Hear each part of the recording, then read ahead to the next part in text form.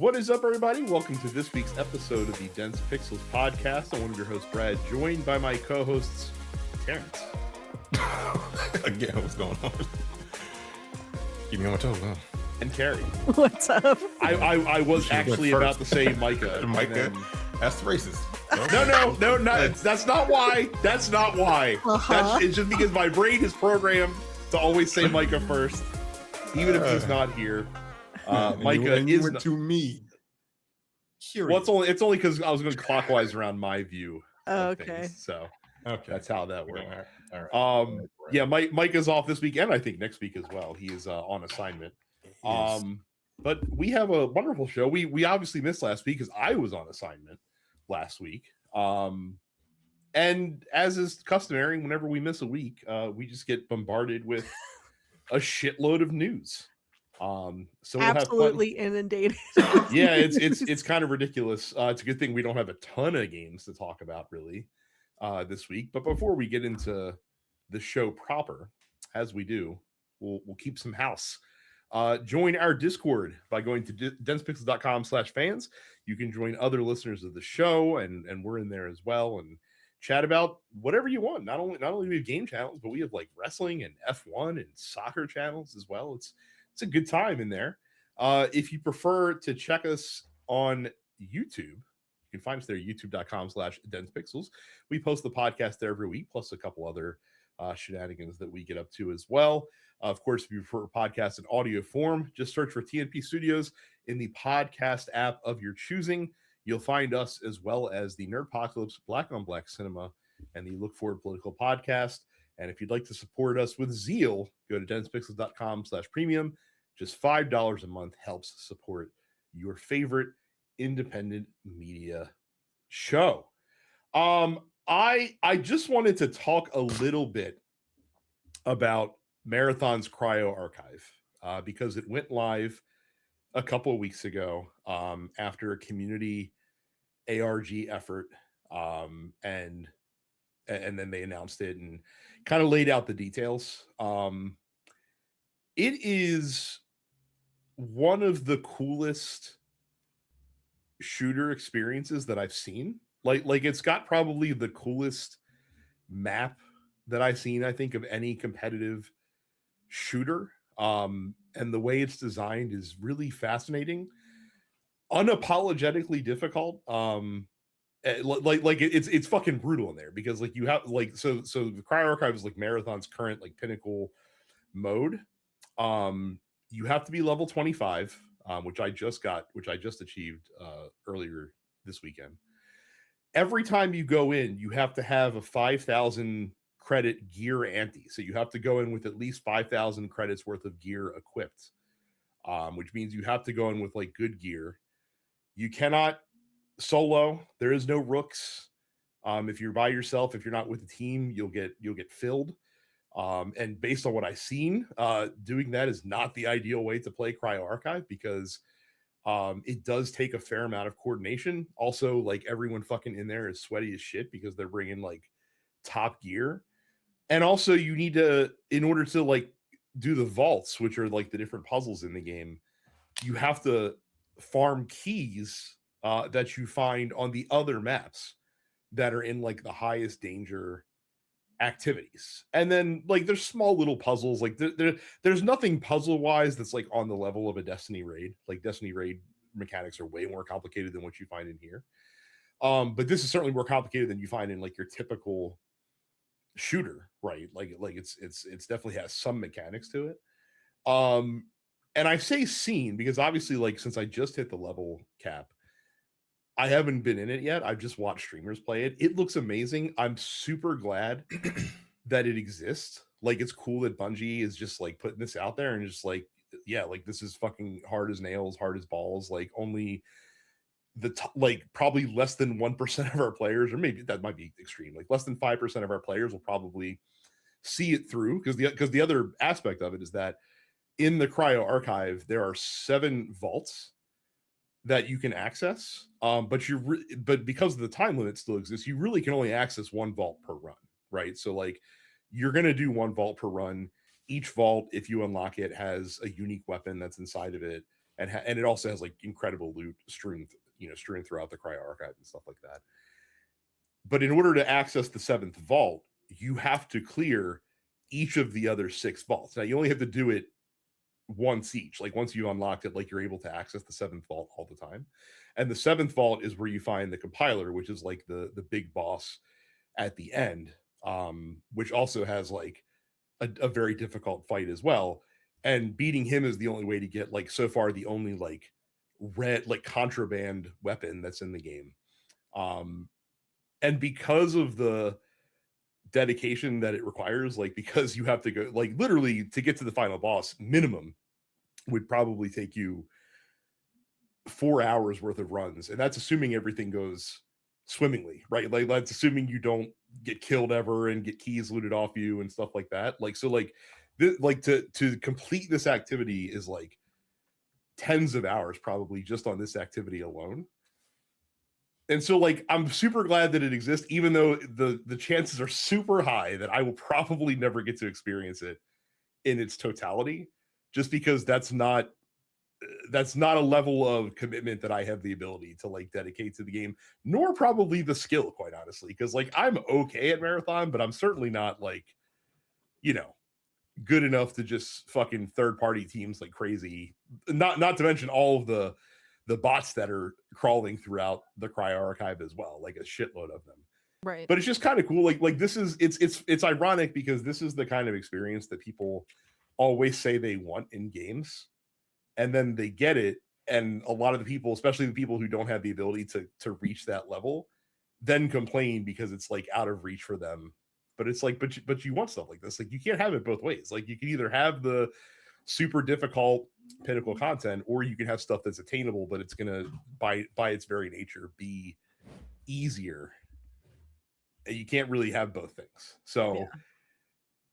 I don't know if this is good for the game's long-term prospects, because again, like this is supposed to be aspirational content, and it's something that 95% of players will never experience probably. But again, I'm super glad that they did it, because it's kind of ballsy to just kind of throw it down and be like, hey, like we basically created the equivalent of a raid in this extraction game, which is something that no one else in this space is doing by any stretch of the means. So it's cool. I will continue to live vicariously through streamers who are good enough and have the time to actually do this. And hey, the cool thing about Marathon is maybe one day I'll get lucky and kill somebody on a regular map who has one of these contraband weapons, and then I too will have the cool loot from the Cryo Archive. That's the dream of extraction shooters, is that you too may murk somebody and stumble upon a gold weapon that you would not get otherwise. So pretty nifty.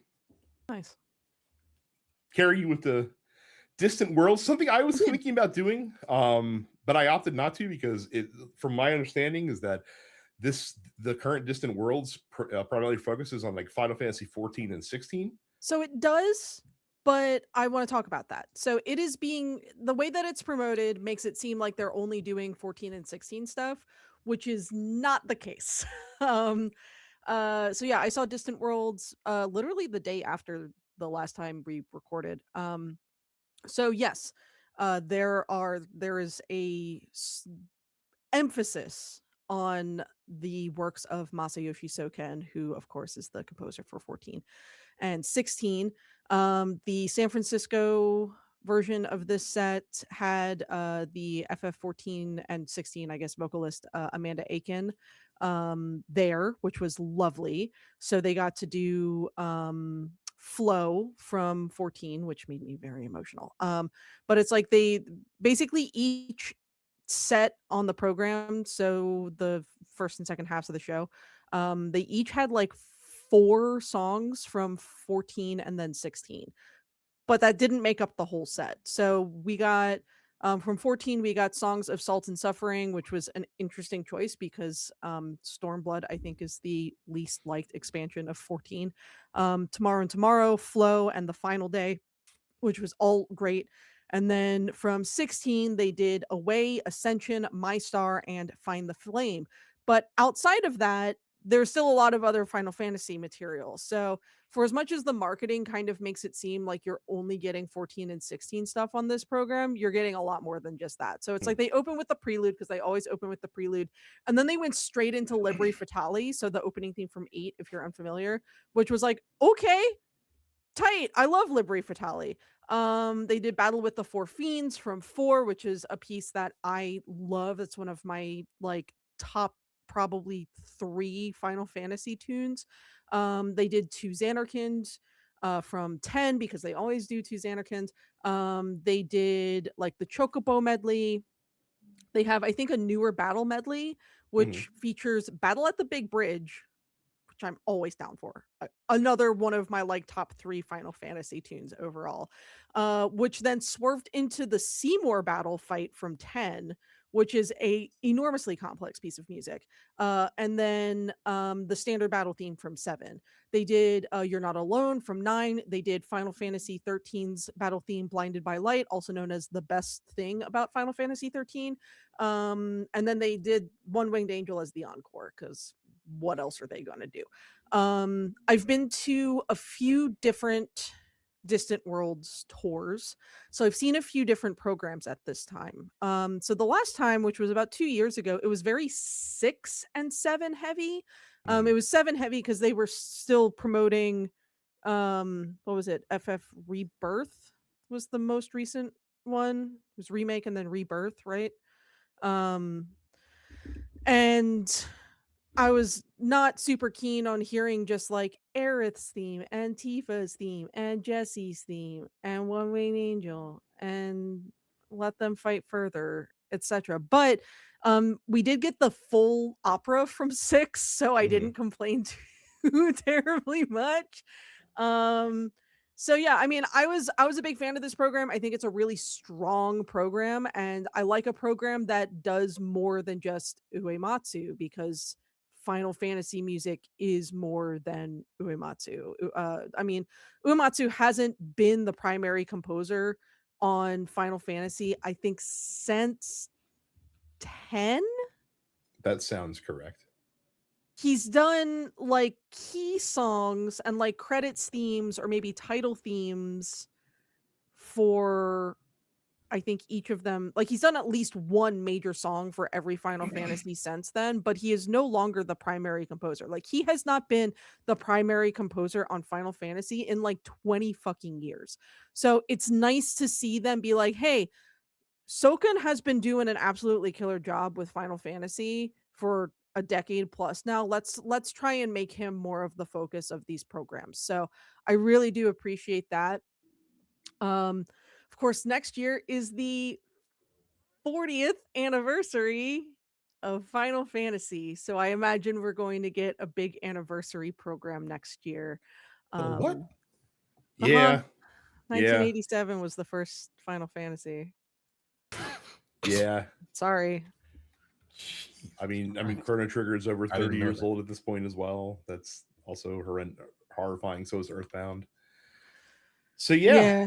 Well, that sucks, because I would have totally gone to that if they had marketed it differently. I was it was one of these things of like, when they went from Prelude into Final Fantasy 8, I was kind of taken aback by that, because of the fact that I was expecting essentially a full program of 14 and 16, and I still haven't played 16. Seeing the music performed live really makes me want to play 16, so that might be like a backlog game that I take on this year. I still feel like you might want, based on Micah's impressions, I still feel like that I feel like that's a game you can watch on YouTube, like the maybe, the but like scenes, we have it, it, so it's like I might as well like play it. It's not like you own it. money on it. Yeah.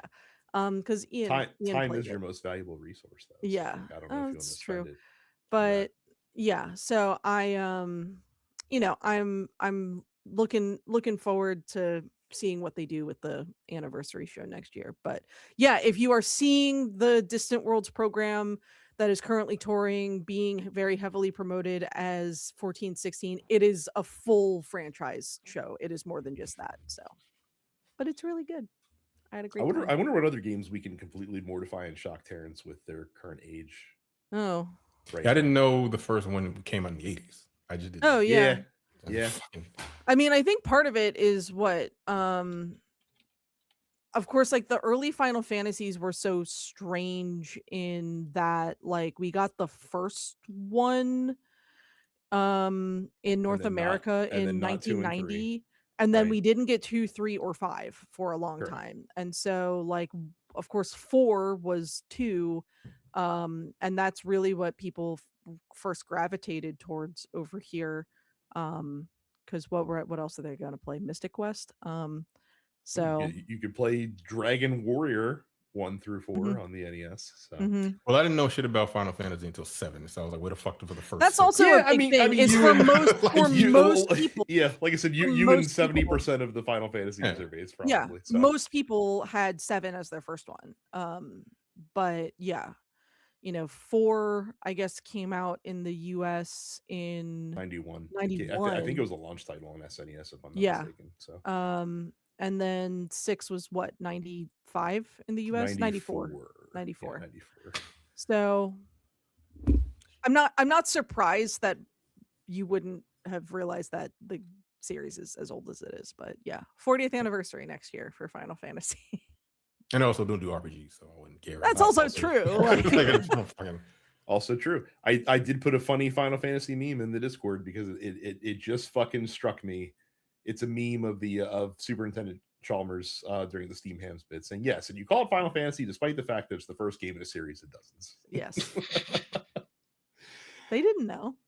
They didn't know. They thought it would be the last one. So what a fun confluence of events.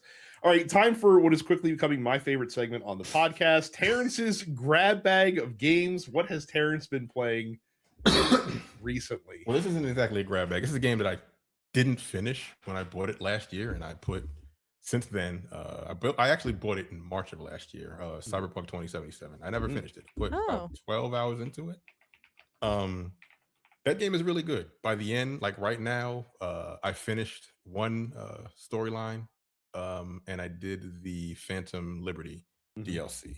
Altogether, between the two characters I've created, I have 125 hours in that game, which is fucking ridiculous. I really enjoy the story.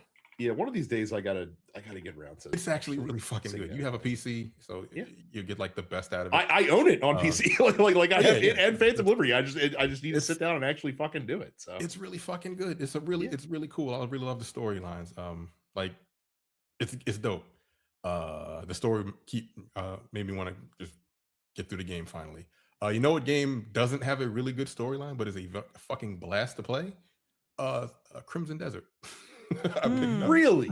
Yeah, I picked it up Thursday, and I have like 20 hours into the game.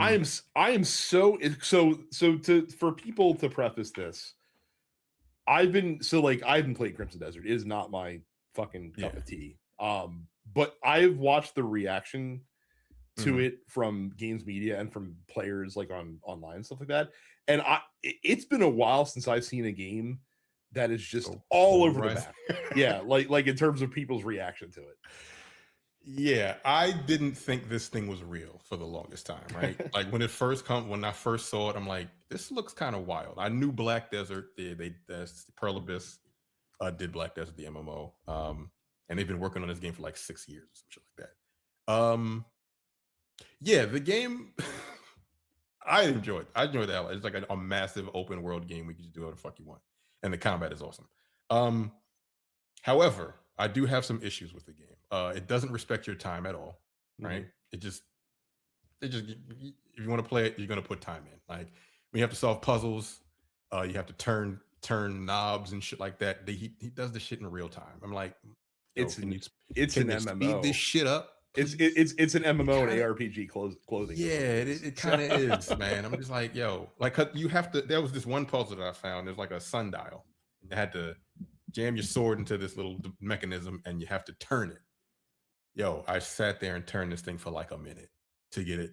I figured out the puzzle on my own. Some of these puzzles, I said, I'm not. Fuck that. I went to. Did you? Are you a good chimney sweep? I heard there's a chimney sweep. Yeah, people are over. There are certain things that people are just blowing out of proportion. First of all, the control scheme is fucking wild, right? Because there's so much to do in the game that he has a move where you can use your sword to like flash the sun into your opponent's eyes, so it can blind them like a flashbang for like a split second so you can attack them. In order to do it, you have to press the left bumper and the right bumper, right? That brings the sword up. But what it doesn't tell you is you have to, after you do that, you have to hold the right bumper so he keeps the sword up, and then you press the left bumper again so you actually focus the beam. So you got to press it down, let go of the left bumper, keep your finger on the right bumper, and then press the left bumper again to complete the fucking. I'm like, it tells you it, but it doesn't really. Like it does. This game doesn't really tell you shit. Honestly, it don't tell you how to do nothing. You just kind of figure shit out. But there is a guide that you kind of go through. But most people aren't going to read that guide. Yeah, the controls are super convoluted. The combat is really fun. I think I have like 20 hours in the game, and I've only unlocked maybe 15% of the map. It's massive. But like I said, the combat is cool. I was playing earlier today, and I had to liberate this camp. Now, I had these archers shooting at me, so I climbed up on the watchtower, and I hit him with an RKO, and it collapsed the it collapsed the fucking tower. He has an RKO. He can suplex people, spin kick, drop kicks, and then you can get your swords, and it's fun. There's a banking system. You can do the whole, you have a base camp that you can create. You can build out your base camp and put furniture in and shit like that. There's a system where you fight the hell, what are they called? Outlaws. You gotta put bounties on people's heads. They threw everything in this game. This is literally just, they said, "Can when you want to do that? Sure, why not?" Yeah. Should we cut this? No. Just keep it in. Just leave it in. The puzzles are ridiculous. The game it's just a blast to play. It's my type of game. Like I put 100 hours into Assassin's Creed Odyssey, and you can't do half the shit in that game that you can do in this game. That's my understanding. Is it seems like if you go into the game and you're looking for, and you go into it with the mindset of like, this is a sandbox to fuck around in. Yeah, it seems like it's fun. If you go in to be like, hey, I want to experience the story and the narrative of Crimson Desert, I feel like that's where people are having a real the story is you play Cliff. In the beginning, you get into a fight with this dude. This nigga kills you, right? And you come back in the abyss, and you don't know why. This chick is talking to you, and you're like, all right. And she just gives you ability to fly. Not fly, but she gives you like these wings. And then you just get thrown back into the world, and then you just start doing random shit. You can get pets. You can level up your horses so where they can like drift. I don't know why the fuck you can drift a horse. Who cares? All right. You can have cats. I've seen some people, I saw an article where people are basically creating cat sanctuaries because you can get I don't know how many pets you can, but if you get a pet cat, you can take them back to your base camp, and you can get multiple cats and dogs and fucking bears and shit like that to fight along with you. You can basically do whatever the fuck you want. Yeah. Like I said, are you able to do that? Yeah. Are you going to let them do that? Sure. Why not? Because fuck it. I also heard the developers are like responding perhaps too quickly to some of the issues in the game. Like I heard there was a big issue with like storage, like your stash, like your items were really, your inventory is really restrictive. And then they're like, all right, cool. Like we'll, make it so you can store infinite items in your house. Well, it's not infinite yet. Okay. Not just yet. But they patched it yesterday. Okay. And literally the latest patch came out like yesterday afternoon. There's been like 3 patches in the last 2 weeks, which is fucking wild. Yeah. But they do MMOs, so they're just listening to people. Apparently, before they fix it, they they'll be like, "Hey, store everything in your house." Glitch like broke the economy because people could just save up a bunch of shit and just like sell it all at once. So yeah, I have no money. I haven't even gotten to the banking system yet. I'm poor as fuck in this game.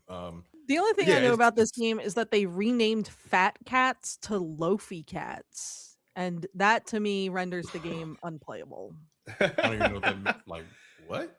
Well, loaf, like loaf, bread loaf, loafy cats. Well, we may talk about Crimson Desert in the news, and there might be other reasons that the game may be rendered unplayable for Carrie specifically. Oh yeah. As I knew about that too. Some controversy. So like I said, I'm fascinated, Terrence, that you play it. You played it. I am perhaps even more fascinated that you were really enjoying it. No, it's fun, man. Look, It runs. It runs. Here's the thing: I'm playing it on quality mode. The quality mode looks amazing. The game looks fucking incredible, but it runs at 30 frames per second on on these Series X. So Sure. I gotta kind of put it on performance, because when you get into like the combat, running at 30 frames with like 15 dudes coming at you don't really work out that well for you. There's a lot of delay. So I got to put it on perform. Even the performance mode looks fine. People have been really spoiled. Like some people, like I've been playing games forever, and some people are like, oh, it looks horrible on performance. No, it doesn't. No, it doesn't. I've played worse. Yeah, it looks like it did in the PS4 era. Like it's in 1080p upscaled to whatever the fuck it is to keep it running at 60. It's fine. Like it doesn't look horrendous. Again, it looks really good, and it has like the longest draw distance I've ever seen. Nothing pops in. Like if you stand on a mountain and you see something, you can go to it. Even at night, when you're standing on a mountain at night, you can see like the world dotted with like lights from the different towns that you can go to. And everything that you see, you can go to it. It'll take you a while because again, this game doesn't respect your time. it took 12 years, but the dream has finally been fulfilled. It looks amazing. That Bungie promised us back in the Destiny days. Yeah. If you see it, you can go to it. So yeah, I'm having a blast playing it. I don't know what story. Is it about the AI? Oh yeah. They took it out. They fixed it. Yeah. Fixed is a relative term. Well, they took it out in the latest patch. So yeah. Cool. Well, that's like I said, supremely interesting. Anything else for games before we move into news? Yeah, I played some other stuff. I played this one game called I forgot. This is where you play this little cat. You play this cat and you're so there are two games. It was either Stray or Little Kitty Big City. No, you play a cat and you have to do this delivery. You're like what the hell is the name of the game? I actually like it, but I forgot the name of it.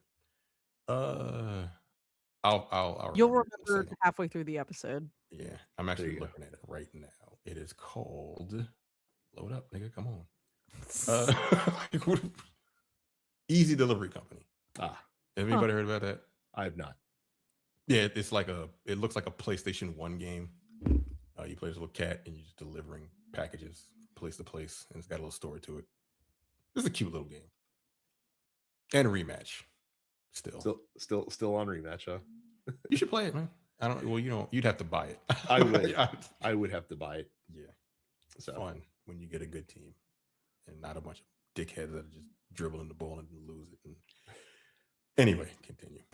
I'm done. That makes me so mad. All right. Well, like I said, got a lot of news that we got to talk about. Most of it sucks, to the surprise of probably no one. The biggest news: Epic Games, the company that had to raise the price of V-Bucks to pay the bills. Apparently that might have been legit, perhaps, because they have laid off over 1,000 employees, which is about 20% of their workforce, blaming Fortnite downturn as the reason why this had to happen. Okay, wait. Before you continue. Yes. So their whole company is based off of one game at this point, and an engine, to the point where and an engine that they license out. Yeah, Epic. Yeah, I know that engine. Engine. I hate fucking Unreal Engine 5, but that's something different. Yeah, so an engine and a game that makes goo gobs of money, and they have to lay off a fifth of their fucking. Yeah, because is it enough money, Terrence? Is it enough to satiate the needs of investors? Oh wait, hang on, I'm getting a note here. Oh, Epic is still a privately held company. Okay, cool. So we don't have to worry about market implications. You might have external investors that are relying on some sort of thing.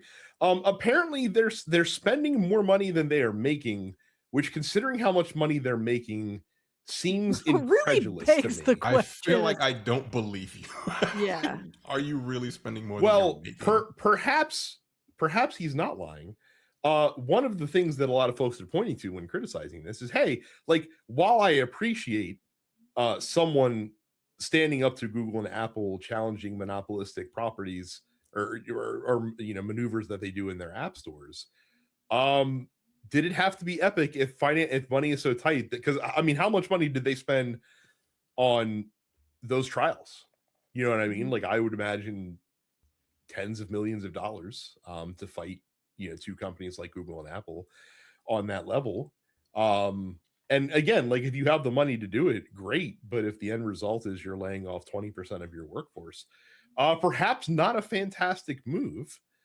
Also, it's the statement from Epic Games is interesting, right? Like these are one of these things that you kind of want to parse out a little bit. There was so here, like, listen to this quote and kind of see if you can key into what I would key into here.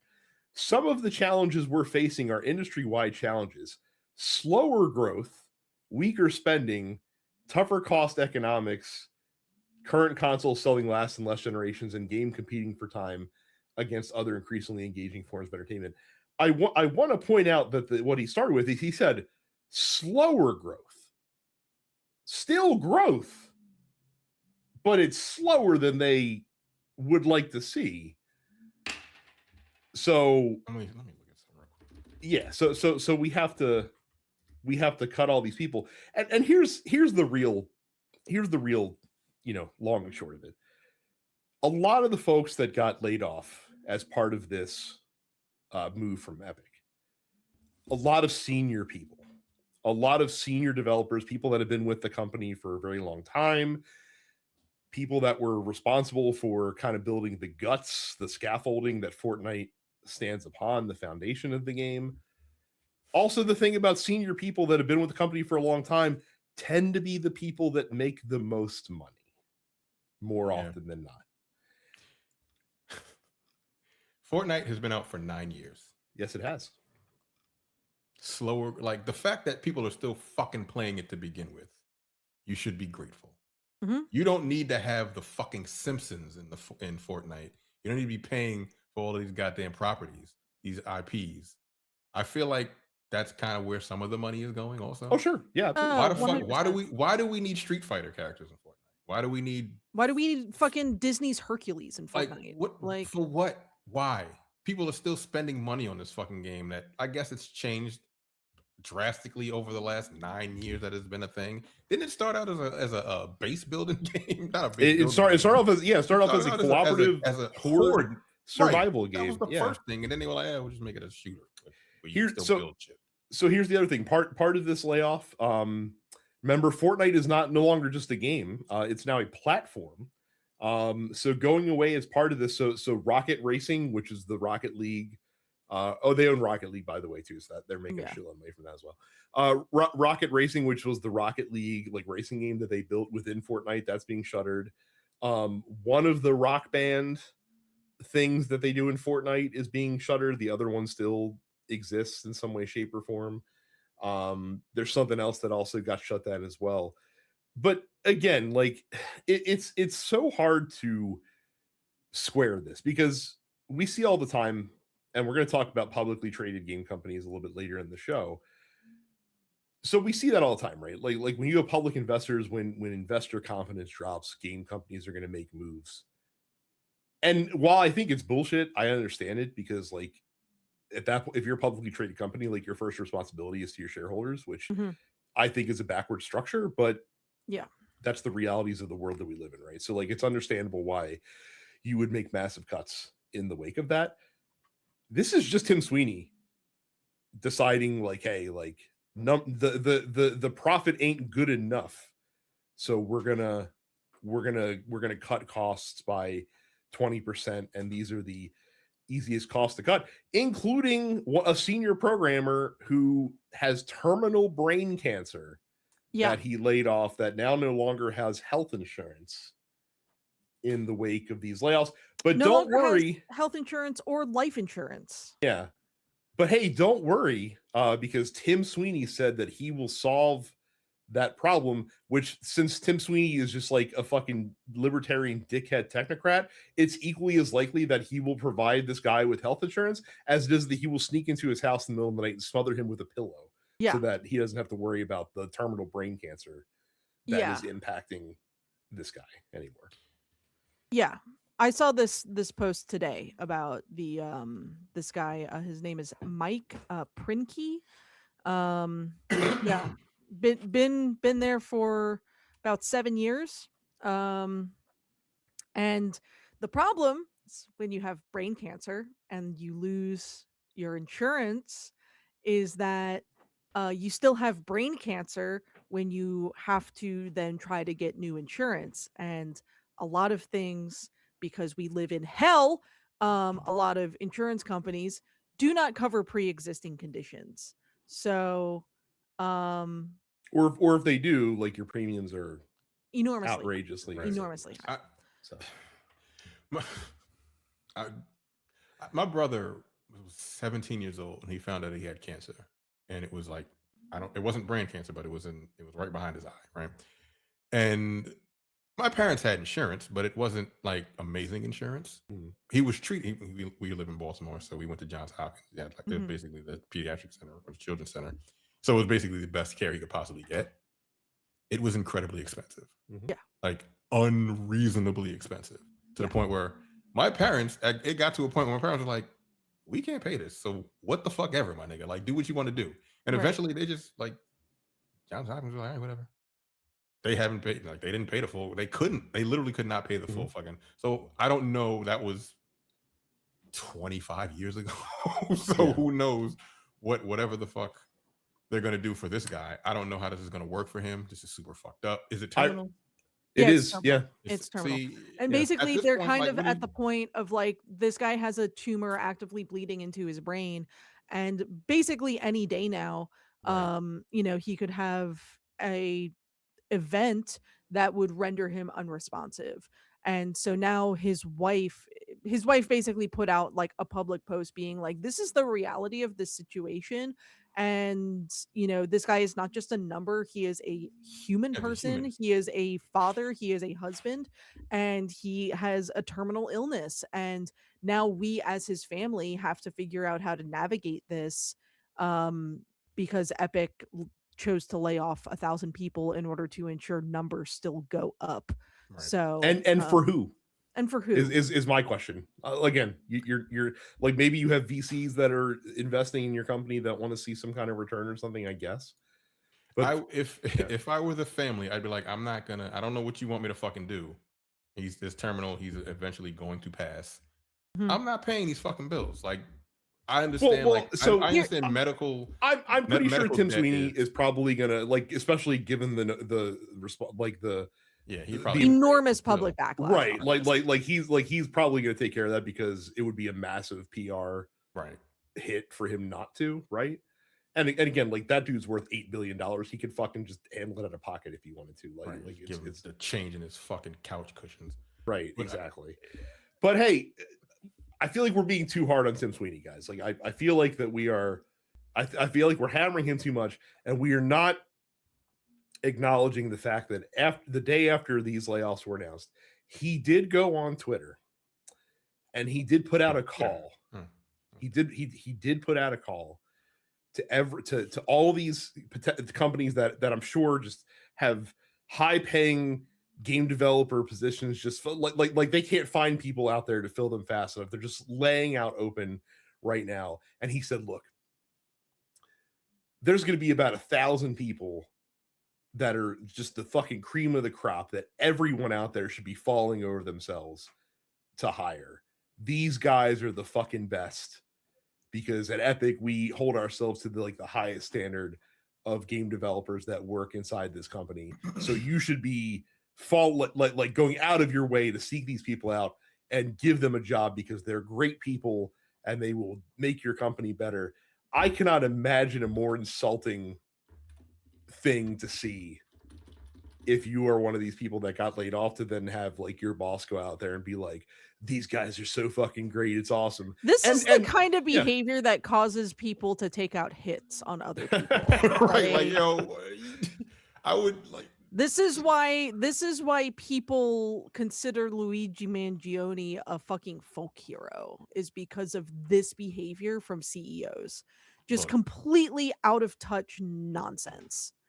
What's this dude's name? The dude that's got the, what's the guy who's got the fucking brain tumor that just fucking Mike trash? Plimke. Hey, Mike. Just saying. You know, I'm not saying, but I'm just saying. You know, I feel like, you know, I hate these people. Yeah, like people. I hear people say this constantly. We're not angry enough at all of these people, like these fucking billionaires, like the current administration. These billionaires that just fuck people's lives up just for no reason because you don't have all the money in the world. Like you have like 90% of the fucking country's wealth. Yeah, I mean, again, between like the however many you billionaires, y'all own like 95% of the country's wealth. It's fucking silly. I understand that it's different cultures and it's not apples to apples and stuff like that. But again, I'm reminded that in the mid tens, when Nintendo was struggling after the Wii U came out and before the Switch hit and became like a mega success, they posted earnings that were far below what was projected. They were failing. They're a publicly traded company, by the way. So like, you know, that would be a situation where like the investors would be like, hey, like call for blood. Like we need to see, you know, fucking someone's a pound of flesh. And Satoru Iwata, the CEO of the fucking company, was like, yeah, I'm going to cut my salary in half. Because in Japan, that's apparently what you do. Like it's considered the honorable thing for the leader to basically go out and take the slings and arrows when things aren't going the way that they're supposed to. Again, Tim Sweeney is worth $8 billion. I don't know how much he makes from Epic Games. I would imagine it's a considerable sum of money. On the topic of Japanese companies, in the face of everything that happened with Epic, Konami, of all companies, announced, I believe last night, that they are increasing its starting salary by nearly 30% and increasing their base pay overall for the 5th year in a row. Yeah, we just talked about Atlas last time we recorded, doing kind of the same thing. And so all of this to say, we're in a kind of weird spot. And there's another news story going around. It's not specifically in the docket, but I think it's worth bringing up in context of this. John and Brenda Romero were doing an interview somewhere recently, and they both said, like, people are like, hey, like we're on the cusp of a video game crash happening. Like we're in one right now. Like, have you seen the state of the industry? Like, have you seen like all the jobs that are going away and things like that? Like just because there are games coming out that are successful and just because there are things that are happening that are good in the game space doesn't mean that we're not in a crash. Like it doesn't have to be, you know, 1983 Atari conditions in order to have this happen. Like it's happening right now. Like a good comparison, in my opinion, would be comparing this to like the 2008 recession.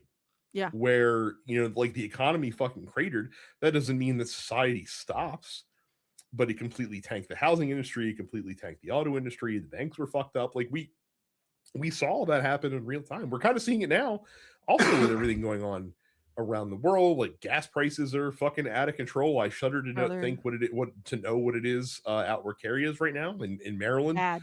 It's over $4. Right, it's over $4 a gallon, which for us is unheard of. Right. I understand it's probably like $7.50 right now in Sacramento, or in the Bay Area, but like that's probably worst like $4.09 is probably a regular fucking price of where you live. It's about $7. Yeah. That's silly. Yeah. That's silly. So again, we're seeing that right now, and Terrence is spot on. Like I'm not saying we're not angry enough, because Lord knows I get on 2 fucking podcasts a week where all I do is scream and yell about shit all the time. So like y'all know how angry I am and how angry Carrie and Terrence are. But yeah, societally, I would advise your friends and neighbors and family who are not currently showing the correct amount of anger to fucking join the club, get pissed, and get on board, and go to a No Kings protest. We live like I just watched that fucking James Carville clip again. Like I watched it. I heard it before you guys did it. Put it on. Look forward. That shit is, first of all, he's hilarious. Like James Carville, like Trump arrangements. That clip is hilarious. I hate the motherfucker. He's like, I don't want to get rid of it. I love that nigga. But yeah, I want to get worse. I want to get worse, you fat motherfucker. He's a trip. But like That's where I'm at. Like I have so much rage for this administration, for these billionaires that just do not give a fuck about anybody. They don't care. Billionaires It's should just be illegal. bizarre. Like, yeah, you're right. No one should be a billionaire. I don't give a fuck who you are, black, white, whatever. No, you shouldn't have $1 billion because what are you gonna do with it? All you do is want more, and when you don't fucking need it. Someone said recently that like the biggest challenge is that societally people don't really understand the full difference between like $1 million and $1 billion. Yeah, it's there's an old thing that if you show like a linear line graph, right? Like, and you have $0 or $1 at one end of it and $1 billion at the other end of it, and you ask people to like plot where a million would be on this range from 1 to 1 billion, nobody gets it right. Like everyone puts it like in the middle or maybe slightly to the left middle, when in reality it's like pretty much right next to $1. Like in the context between $1 and $1 billion. Yeah. Like $1 billion is 1,000 million. Yeah. That's a lot of fucking money, you know. And some people are worth $400 billion. Yeah, those people should be shot into the sun. Like, that is a silly amount of money for one person to be worth. Doesn't like I can't fathom. Like again, you could literally solve the world's ills with that much money. You could. Yeah, someone did the math for Elon Musk after he said. I remember he was like, "How much would it cost?" If someone shows me, I'll do it. And then he didn't do it. People showed him, and then he didn't do it. He's a fucking sociopath, fucking bitch. So I hope he gets hit by a train or some shit like that. I hope he gets. I hope he's in his own fucking ugly ass truck when it explodes. He doesn't drive. Well, we have taken the macro view of economics. Let's bring it back to the micro view of economics once again. Sony has announced another round of PlayStation 5 price increases. We are recording this on March 30th. As we're recording, you still have 2 days, actually 2 days as you'll hear it, to go and get yourself PS5 before prices go up. The standard PS5. Oh, hang on. Terrence, don't ruin the main event. We got to get to the undercard first. So the standard PS5 is going from $549 to $649, a $100 increase. A reminder, that console cost $499 when it was released back in 2020. Yeah, pretty much. The PS5 Digital Edition will now run you $599 as opposed to $499. The PlayStation Portal, the handheld system, going from $199 to $249. And perhaps the pièce de résistance, the PlayStation 5 Pro, increasing from $749 to $900 US. Yeah, again. Yo, we don't live in a world where people can just, I mean, some people just got money to burn, apparently, like whales and shit like that. But like, who the fuck is paying $1,000 for a PlayStation now? I mean, I remember when it first came out, like people were hoarding them, dickhead ass niggas that was like buying up all the PlayStations and selling them because they were in short supply and all this other bullshit. They ain't in short supply right now. No.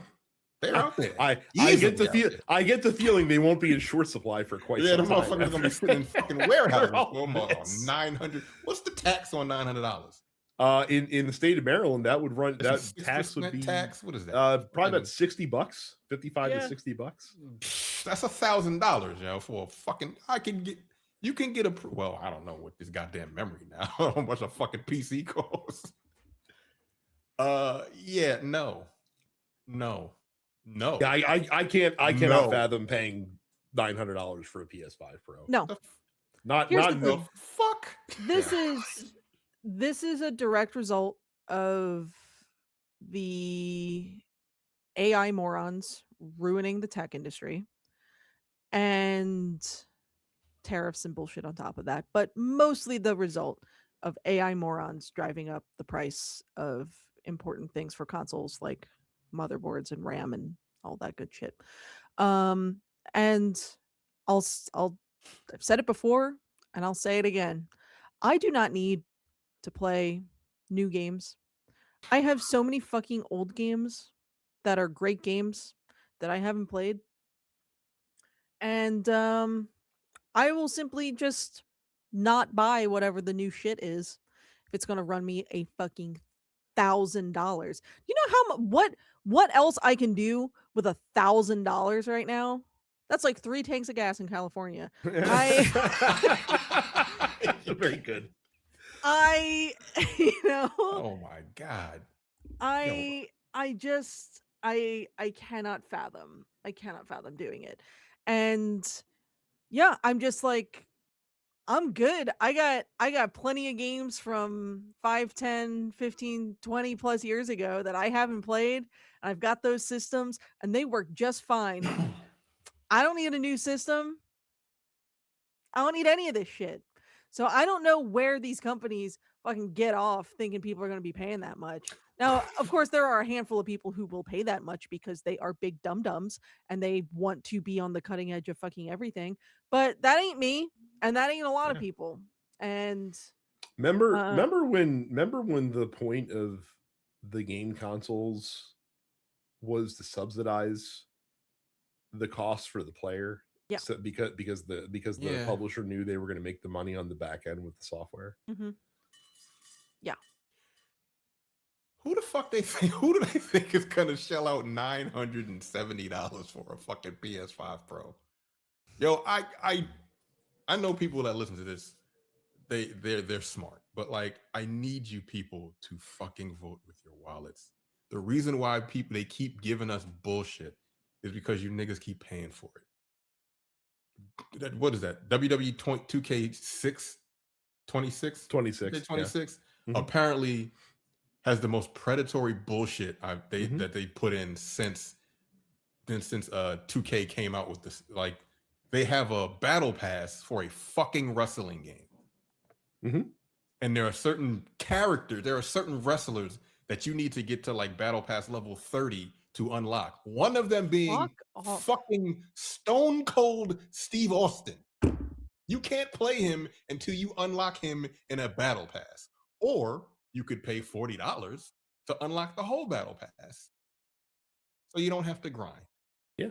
A battle pass, and you have like skins and shit that you unlock in a battle pass in a fucking wrestling game. I fucking hate it because you people fucking pay for it every year. I need you to stop doing that. I mean, look, 2K's been on that grind. 2K gets away with over that shit a decade because like EA has been doing it forever, and EA gets the brunt of all of the bullshit. But 2K has been silently doing that shit with VC bucks and all this bullshit. Yeah, I have told stories that on like from GameStop, and I think these two had left by the time we got to this point where this was so prevalent. But 2K release day, it was incredible. Like pretty much every copy of 2K that you would sell, the person would also bring up a $50 VC card as well. And you'd ask them why. It'd be like, because I got to get my player boosted up to like 85, because like that's what you could do. Like you either grind or you just pay for it. Right. Like you could get up to 50, 80, 85 overall, I think it was, just by paying for it, and then you have to do the rest of it yourself. It's like, at what point do you much like voting, right? We always bring it back to politics on all of these shows in our ecosystem because like we keep track of the shit. Much like voting, at what point do we start blaming the people? I know these companies are fucking predatory as fuck, but at what point do we start blaming? Oh wait, you guys aren't blaming voters for the current predicament that we're in? Oh, that's weird. I'm about to say, we do. I hate all of them motherfuckers. Again, I can't stand them. Like, you can't go on TV and blame voters, Terrence, because they're small beans with feelings that you can't. You can't. Game for me, I blame these niggas, and I will never forgive them for this shit for the rest of the however many years I have left on this earth. I don't give a fuck if you're sad about it. I don't care if you have regret for it. Fuck you. This is the second time he's been the president, but like that's neither here nor there. We're in hell right now. But I'm just talking about these companies and these people. You just keep paying for this shit, and they're going to do as much as they can as long as you keep paying for it. Yeah, they will. Like I said, they will go right up over the line, and as long as you don't catch them for habitual line steppers. Yeah, then they're going to continue you keep letting them do it. So stop. Like, how does FIFA like? Oh yeah. They still do it because people. Dude, they're making $1.5 billion every year on Ultimate Team. This is the problem, you know. Every time I see a $28 skin in fucking Diablo, I'm like, someone paid for that shit. Mm-hmm. Somebody paid for it. It's your fault at this point. I do remember you pay for it. I don't blame them anymore because you're going to. We have been doing this for 6 years because I remember the inciting point where you fucking just lost your mind with this shit. Terrence specifically was with Apex Legends. I remember it as clear as day when Terrence came out here in Apex Legends and it was like fucking $20 for a gun skin. Get the fuck out of my fucking face. I was like, there was no way on God's green earth I could buy like 5 games for $20. Yeah. And you want me to pay $20 for a skin on a gun? And people keep doing it. Yep. And they keep putting it out there because you dumb motherfuckers keep doing it. If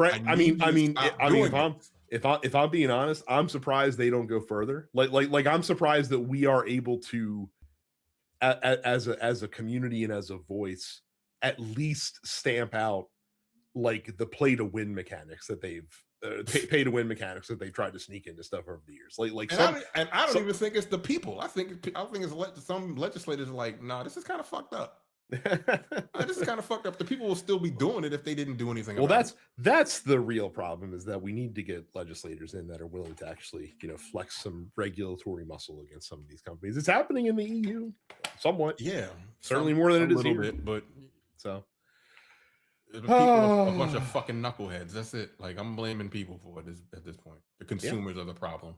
That's fair. I mean, look, the PlayStation price increase, I feel like it's going to open the door for Nintendo to do the same with the Switch 2 here at some point.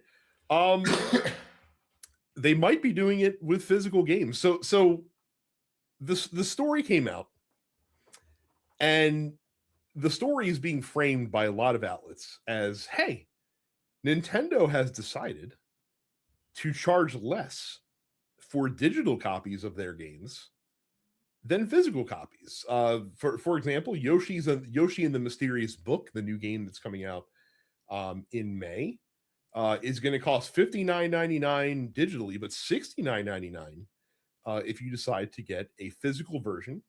Nintendo accounts for this by saying that it reflects the different costs associated with producing and distributing each format. But here's the funny thing. Pretty sure Yoshi and the Mysterious Book was always going to be $59.99. I think they're just raising the price of physical games in this instance. I don't think that game was going to cost $70. Who knows? Yeah, everybody be lying at this point. Who cares? They're just like, the digital copy is $59, so you don't own it because technically you don't own digital copies of anything at this point, right? That's what they say. I will be interesting to see if retailers are mad about this, because this has always been like the kind of the thing that stopped them from doing something similar in the past. Is they've always been like, well, if we charge different prices for physical and digital, retailers will get pissed off because it's going to make it harder for them to sell their games. Mm-hmm. And what's even funnier is that Nintendo, like with a lot of their games, are doing this game key card bullshit, which, like, when you buy a physical version, all it is a game card that when you pop it in, you still have to download the game onto your console anyway. And the key card, PlayStation and Xbox, right?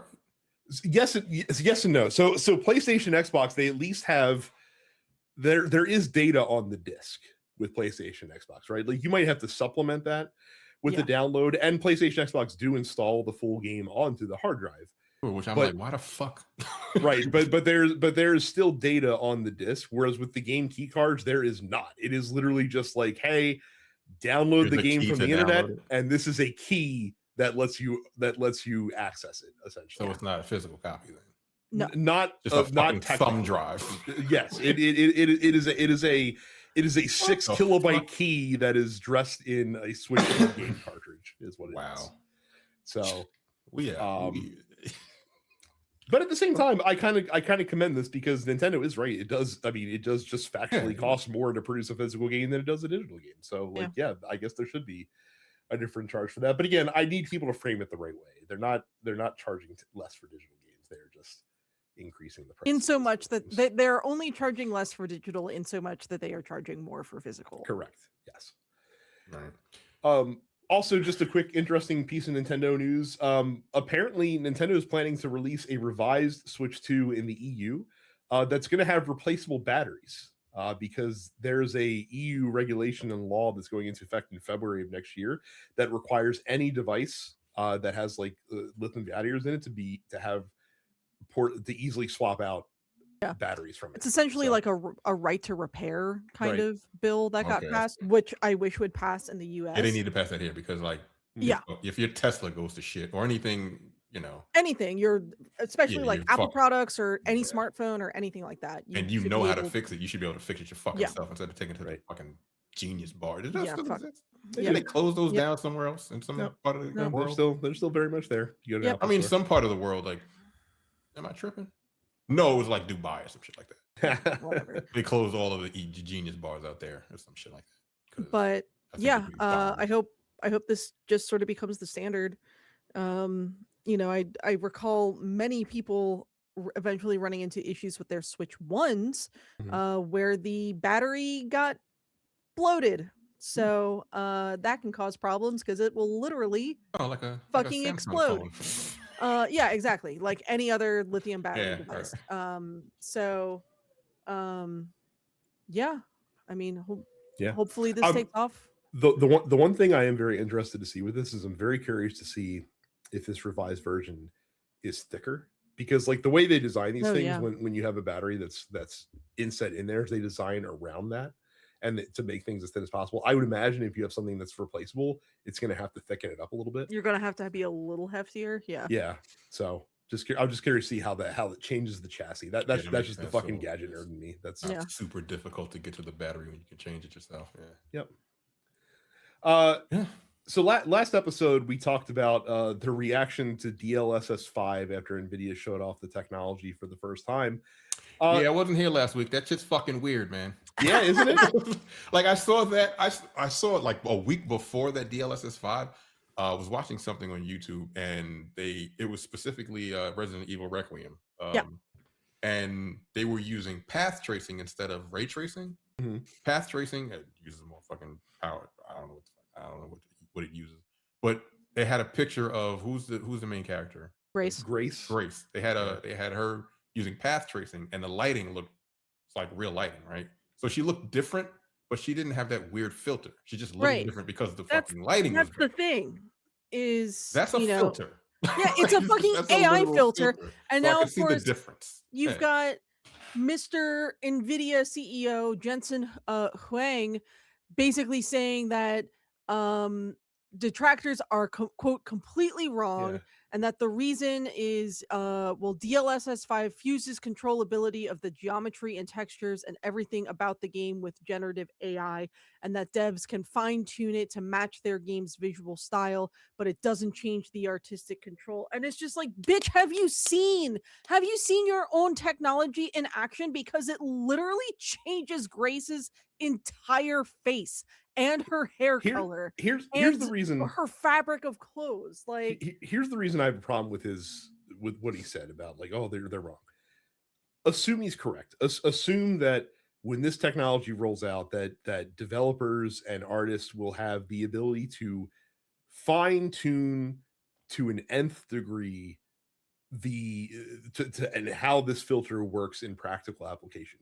Assume that happens. Wonderful. You chose to present this the way that you chose to present it. We are reacting to what you chose to present. So like, you could be like, oh no, it's the gamers who are wrong all you want, but we're just reacting to what you laid out, and what you laid out was a yassified version of every fucking character. Bullshit. Yeah, like in every fucking game that you showed. Like, don't fucking sit here and piss on my leg and tell me it's like me, nigga. I know what I'm looking at. Right. Don't tell me that I'm the fucking idiot. Right. And then meanwhile, like, they went to like other outlets went to Nvidia, like outside of, like their main PR group, and to get more information about this stuff.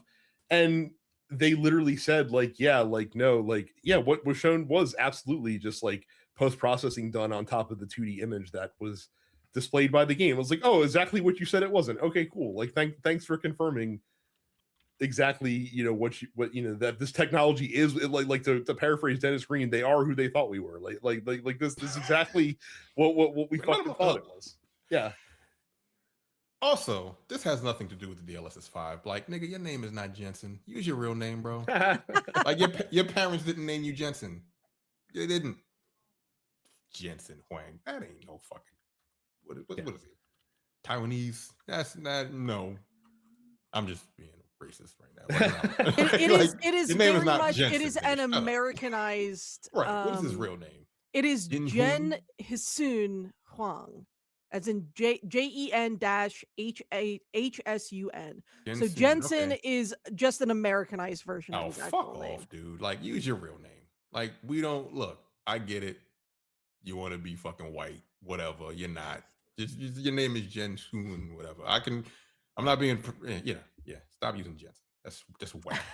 It's anyway. Really funny because like Jensen Huang is kind of unique in tech CEOs. So this dude, like when he started at Nvidia as like an engineer and worked his way up to where he is today. So like it's interesting, and this kind of goes along with the Digital Foundry reaction to this that they got pretty fucking roasted for as well.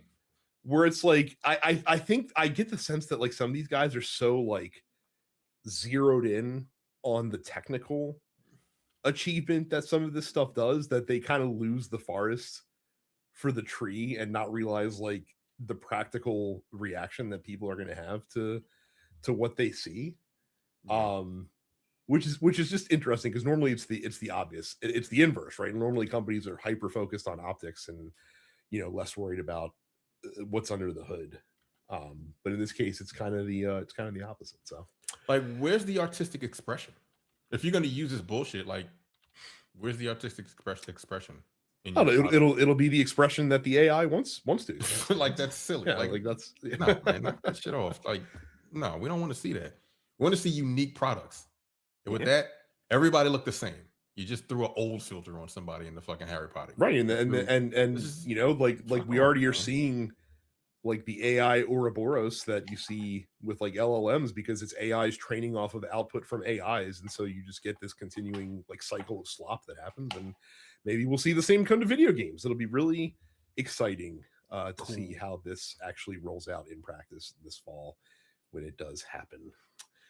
Speaking of generative AI, Pearl Abyss got caught with their hand in the cookie jar, just like everybody else does, because a lot of people very quickly found a shitload of generative AI art in Crimson Desert. And of course, Pearl Abyss rolled out the time-tested excuse of, well, this was just prototype art and it wasn't supposed to be in the main game. This was early iterations of concept.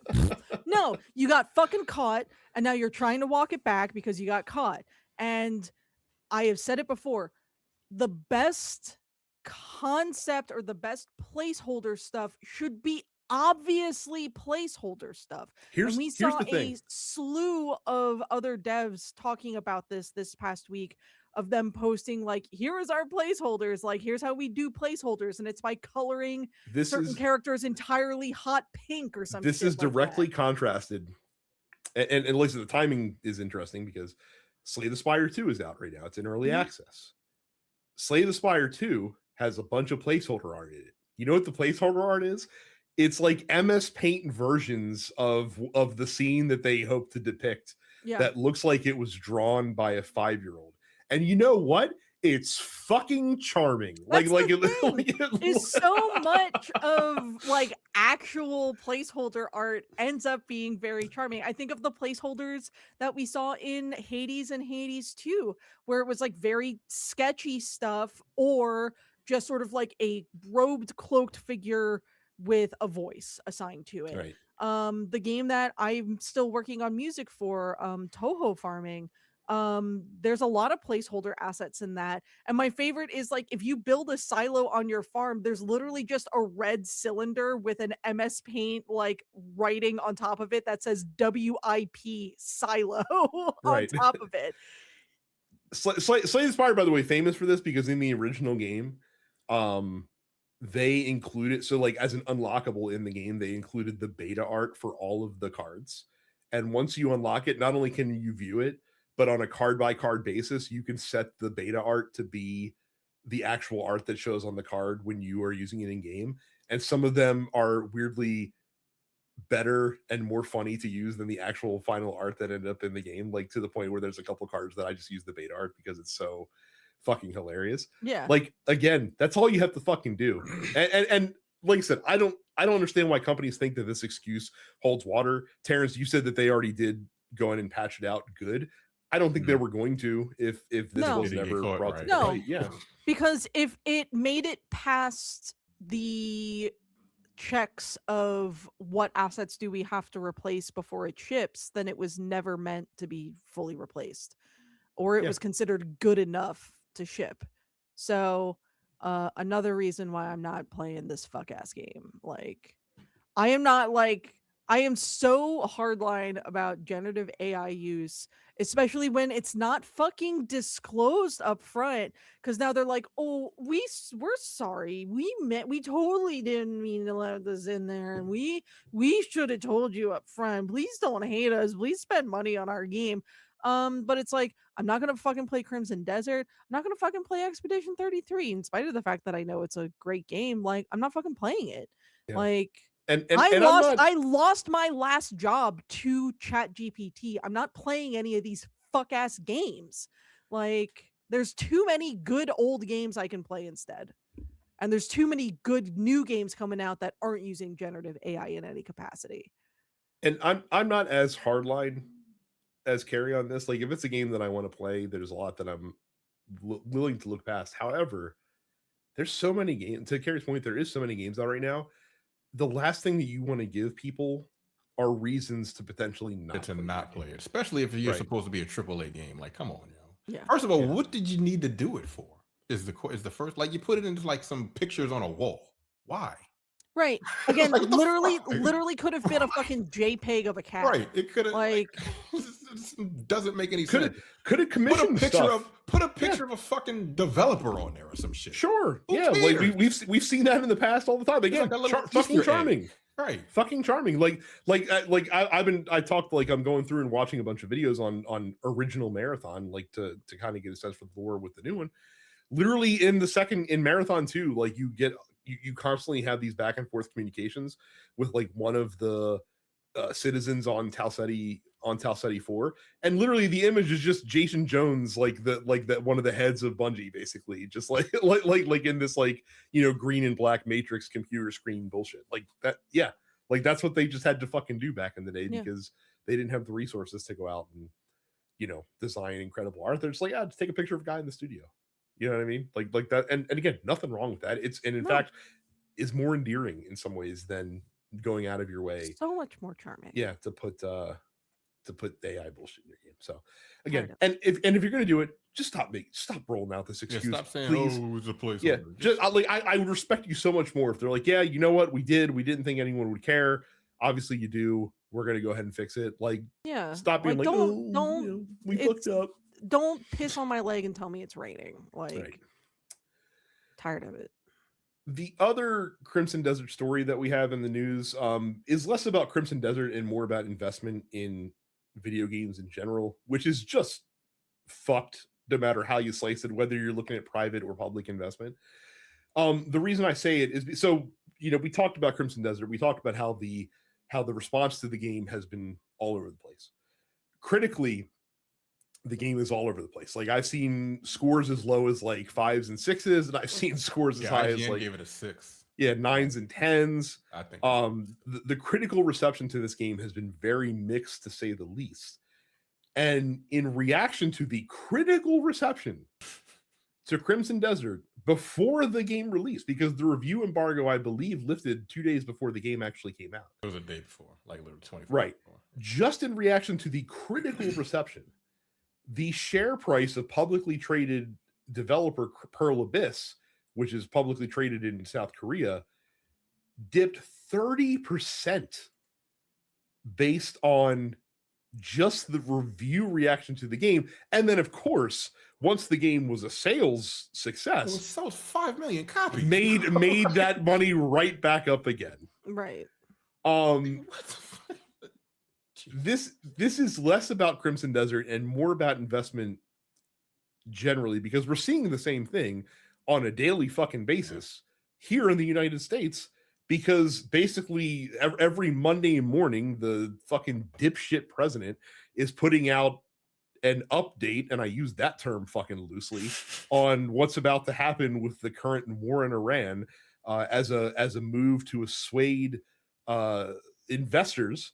And all of a sudden you see the Dow like shoot up by like 500 to 1,000 points. And then when they realize that he's a fucking moron and full of shit and doesn't know what the fuck he's talking about, despite being the president of the United States, you see another fucking drop off again, and all the investors get the fell for it again award. That's handed out dramatically. Of course, he's probably keying in his close friends with these things so that they can get in and sell high before things kind of take a shit. This is bad. You know what I mean? Like I feel like it's pretty rough that we've decided as a global community to prop up our entire economic system on gambling, essentially. Yeah, like that sucks. But then on the other hand, here's Fortnite, who doesn't have any public money that they have to worry about, and we're still cutting 20% of staff.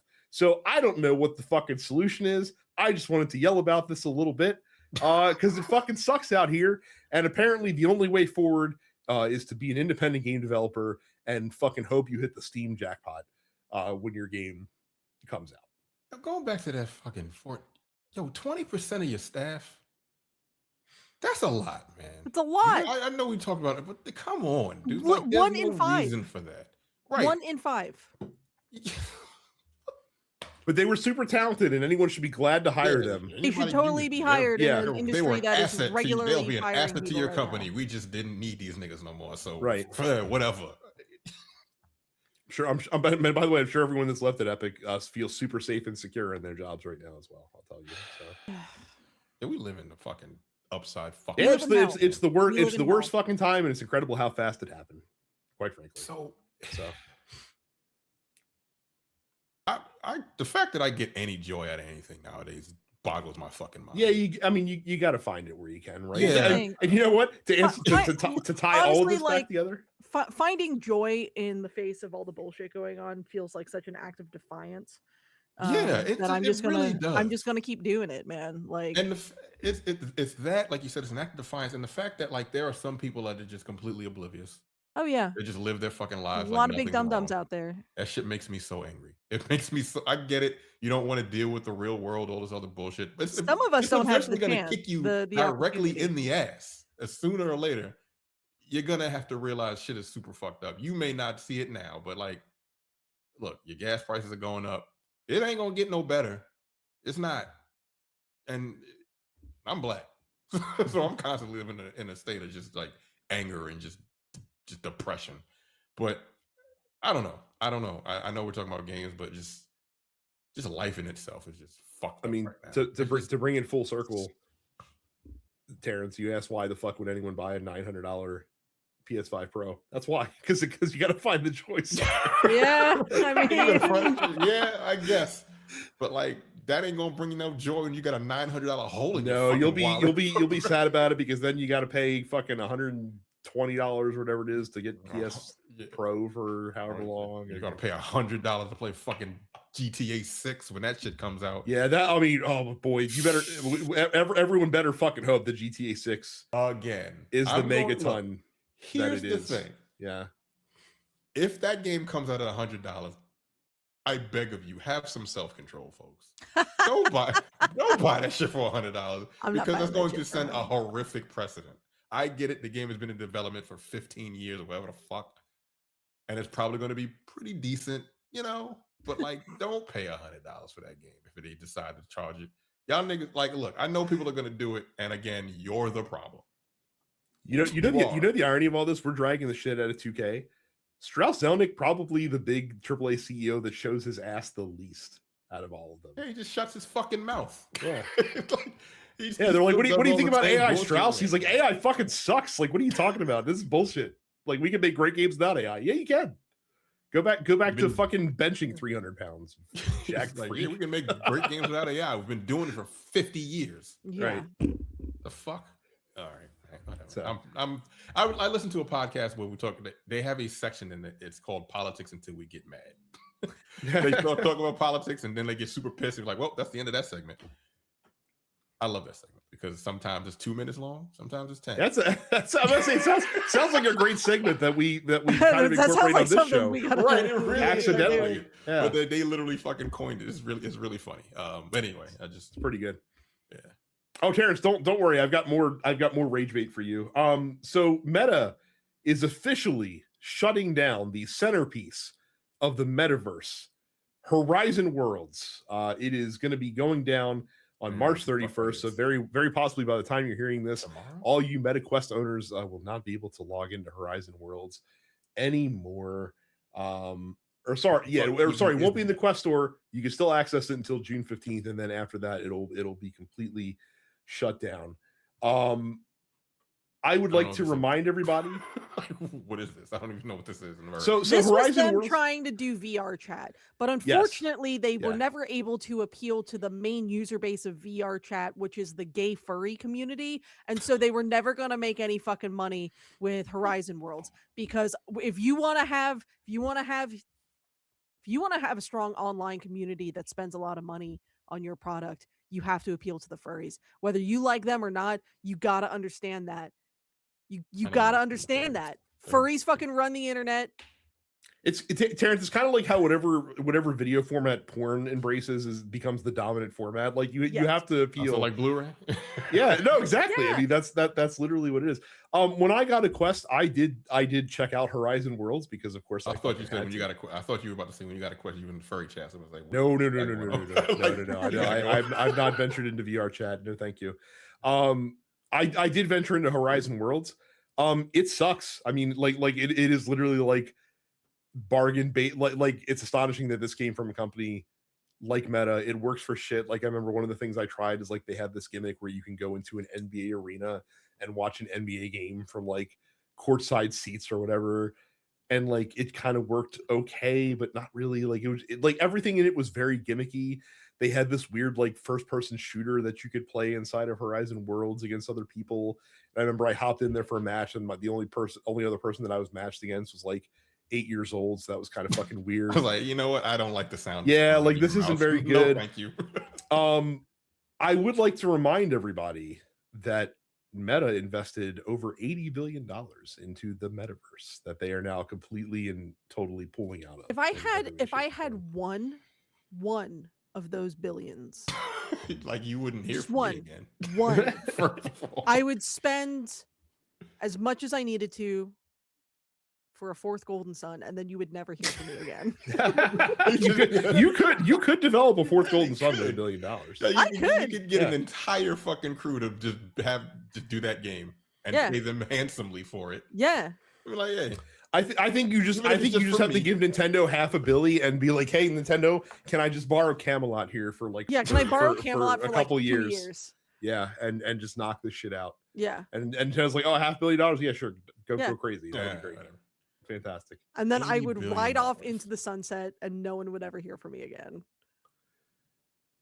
$80 billion just down the fucking toilet. What a waste. Yeah, cool. Again, like I understand you can't because he owns more than half of the company, but like, is there any other company in which Mark Zuckerberg could be the CEO that he would not have been ridden out of the company on a rail at this point? If not, what the fuck does he do? What do CEOs do? Like, he has ideas, and he's like, "This is the direction the company should take. I'm gonna do this." While behind me is on a bookshelf for some reason is a bottle of Sweet Baby Ray's barbecue sauce. But I'm gonna tell you, I put the Sweet Baby Ray's on my bookshelf. Right, I'm gonna tell you the direction. He's a very normal human man, Terrence. Yeah, a very normal human man, and he just wants to make sure you know that. So like, yeah, they basically set the course for the company. They're like, hey, this is the direction we're going to go in because I think that this is going to be successful and make us a lot of money. So do this. And that's what he did with the metaverse. Again, I want to remind everybody, the company used to be called Facebook. It's now called Meta because they were investing so heavily into the metaverse. Perhaps they will change the name again to like AI because that's the next fucking venture that they're going to be going down with everything that they're doing. Again, I like if I were at if I were at Meta and I was like a high-ranking official, I would simply stage a coup against Mark Zuckerberg and somehow oust him from the company, and make it so that my CEO stops making ridiculously poor financial decisions that I would literally figure out a way result to in us shoot lighting that money on man fire. Yeah, into the moon. Like, Hey, get on a rocket. Go, you and fucking Elon Musk and fucking who's it? Amazon dude. Bezos. Fucking Bezos. Yeah. Just go to the moon. Like you said, go to the fucking moon and live there. Do whatever the fuck you want. Just leave us the fuck alone. Please. It's destroying the fucking society. And you're not doing it like you're not doing anything productive. Destroying small businesses. You destroyed the fucking economy. It, like Elon Musk killed 1 million people. He did that, guys. And you put USAID. Yeah. When they gutted that, like 1 million people across the world died. Yeah. That happened. That's a fact. Mhm. So he's a murderer, but hey, whatever. By proxy, I hate these niggas. Like I really like just everything just makes me so angry. Anyway. Finally, in perhaps this is fucking what is going to weird. be the hardest hitting story of the week in a week of hard hitting stories. Capcom has decided that they will be patching out new character Alex's incest storyline in Street Fighter 6. What's going on in Japan? Yeah. So, for those that have not been keeping up, this is hardly the first Japanese developed title with an incest storyline. Have either of you played the earlier Fire Emblem titles? Because I have, and there's a lot of incest in those games. Do RPGs. There is so much fucking incest in the Sacred Stones. Holy shit. Look. Also, look. This is weird. So basically, Alex's storyline had him marrying and knocking up his cousin / stepsister Patricia, who he was like raised with, and that's weird. It's weird. That's a weird thing to do. It is. And then basically Street Fighter 6 director Takayuki Nakayama said, "We apologize for any confusion that Alex's story may have caused. We have not changed the characters' backstories, but after internal review, we plan to revise certain text passages that may have been misleading.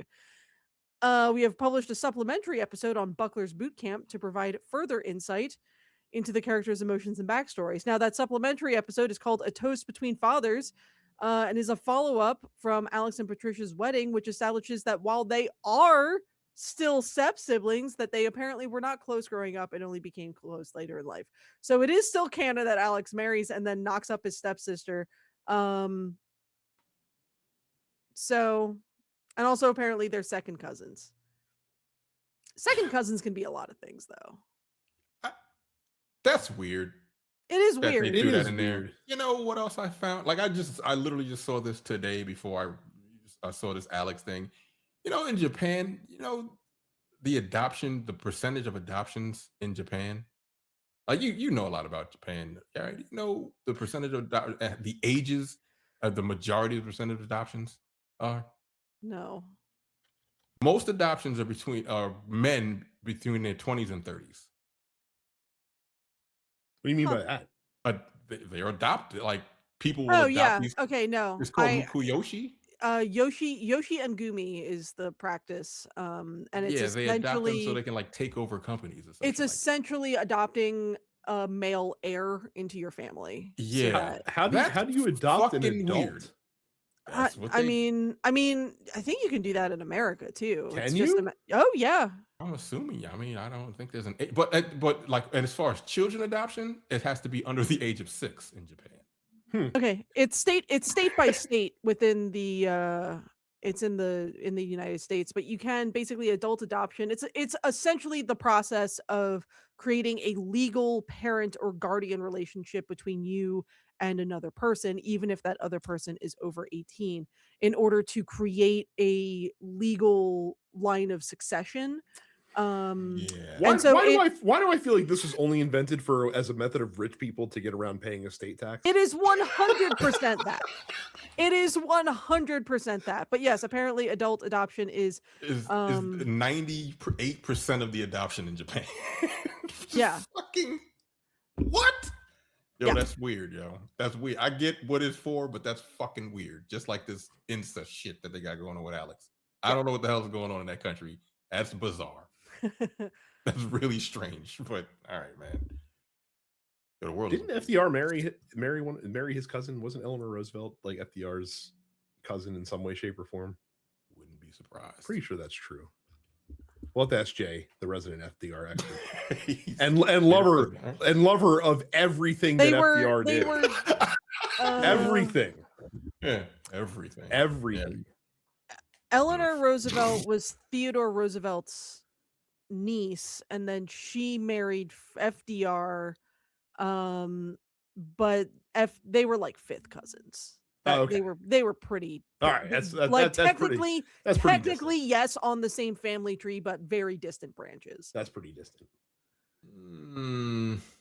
Still the same family tree. I mean, Terrence. I mean, like if you believe, if I climb a tree, all them branches on the same fucking thing. I don't like. No.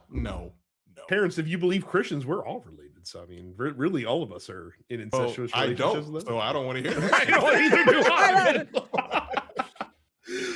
Oh, yuck. Yeah, it's just post office. No, I mean, yeah, we will. Who knows what horrors await us in the Dense Pixels post office, where you can submit questions in our Discord every week, and we'll answer them on the show. We'll start with Autumn Toyman, who asks, if you have played multiple Resident Evil games, what is your favorite version of the Tyrant boss? And do you think we need more female Tyrant? 1, Mr. X. Mm-hmm. 2, I played. And this is me, like I've not finished. I've played a handful, but Mr. X I think is like the scariest, and Nemesis. But I guess like what's her nuts in the new one is a lot of people are like, ooh, female tyrant. It's like, what do we not consider Lady Dimitrescu a female tyrant? Does she not function in a very similar fashion? But she's also only in a very small portion of the game. Right. She's not in the full game. She's not in the full game. Right. But I do think she functions very similarly. Anyway, I want more big titty goth mommy. So yes, we need more female tyrant. Thank you. I tried playing Resident Evil 8. I didn't like it. I don't like that game. I wasn't impressed. I bet you, like from listening to Micah talk about it, I bet you that you would like 9 a lot, probably. Yeah, probably. Like I've seen, like, look, that's probably going to be the next game I pick up when it's on sale. Because like I haven't bought a new game in forever, and the fact that I bought Crimson Desert, I'm like shocked myself. But you know, I'll wait for it to go on sale. But I will eventually play 9. But yeah, 8 wasn't my cup of tea. Probably Nemesis from 3. The Kool-Aid man, but just busting through walls, fucking with you through the whole game. And I've played every Resident Evil. Matter of fact, even Code Veronica. Well, no, not 0 and the other ones on the GameCube, but the majority of them I've played. 1, 2, 3, 5. Didn't finish 6. Finished 7. Didn't like 8 and 9. I haven't played yet. So majority of them, yeah. But 3 is probably the best for me. Micah called out Jack Baker as his favorite tyrant adjacent enemy, so that is his choice. Film Wanderer asks me, with Tyler Reddick winning his 4th NASCAR Cup race in the first 6 races, is there a run in F1 that rivals that? People are just forgetting about 2023 Max Verstappen. Like, for fuck's sake, the dude won 16 out of 22 races. Red Bull won all but I think 1 race that year. That's the answer. is 2023 Max Verstappen when he just stunted on every single fucking other driver in F1. That is the answer to this question. Cam says, with the success of Pokopia, do you all see any other studios coming up with cozy versions of their game universe to capitalize on the increased popularity of the genre in the last 6 or 7 years, or is the development cycle just too long to make things like that happen? Couple things on this. One, cozy games I feel like have been enormously popular basically since Stardew came out, and that's like 10 years ago. Two, I don't know that the development cycle on these style of games is necessarily super long because they are not putting the emphasis on like graphics that typically require a lengthier development time. Like Pokopia entered initial development during the development of Scarlet and Violet. So I don't think that game and then like they ultimately outsourced it to fucking Koei Tecmo, right? So I don't think that game took more than maybe 5, and that is I feel like more likely That 3 or seems 4 like years a to very develop. long time for development time for a cozy game. 5 years. I think most cozy games get like a full dev cycle within probably 2 to 3 years.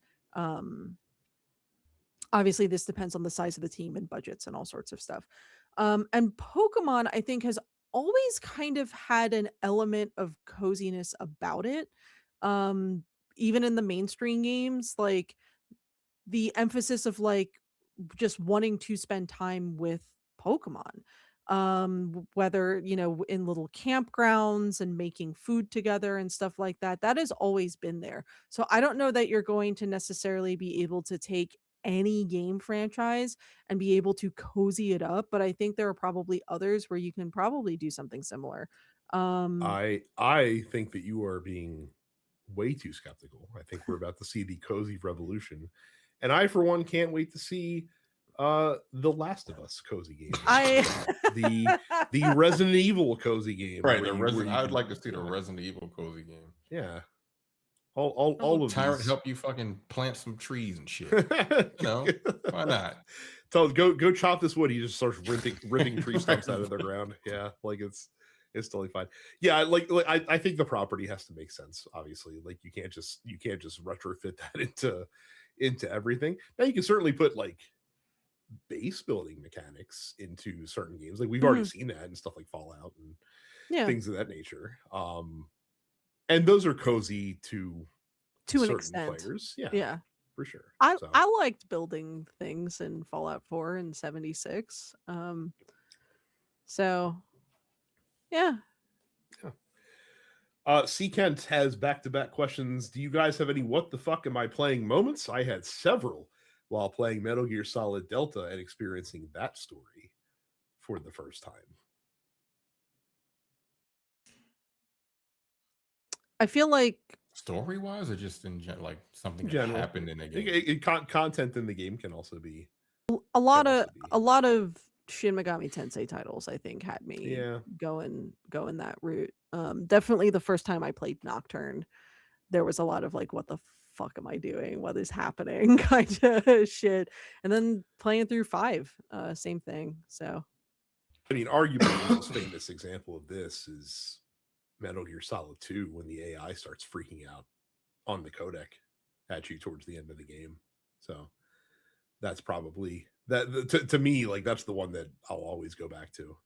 Kojima definitely stakes out a spot on this corner more than most people do, I would imagine. So there were a couple moments in Phantom Liberty, the DLC of Cyberpunk, that I was like, because like Idris Elba is in there, and like when these actors are in those games, and like Keanu Reeves is in the entire game. It's not like he's a fucking cameo or shit like that. He's in your head. Yeah, like voice likeness, the whole nine. Like it's kind of hard to divorce. Fucking, and it's weird. I guess this is just his acting choice for the rest of his career. It's fucking weird. But now Idris Elba is in Phantom Liberty. He is a main character in that DLC. And I was shocked that he was in it so much. But like that DLC is basically like a Mission Impossible, like a 7-hour Mission Impossible DLC. Is pretty fucking cool. But there was some action sequences in there. It was pretty dope. that I can name up, that I can remember recently that I played. And then Seekan also asks, any tips for a new Marathon player? I do have lots of tips for Marathon. First of all, Rook runs are a fantastic way to learn the maps. Don't be afraid to Rook and to just kind of explore the maps and check those out, because the whole kind of point when you're rooking is to kind of avoid conflict as much as possible, unless you're like a PvP god and can 1v3 an entire team, but that's probably not going to happen at first. Don't get precious about loot. It's much easier than you think to get more, so if you get good stuff, don't hoard it, use it. And you'll find that your survivability increases when you bring better equipment in the missions with you, shockingly enough.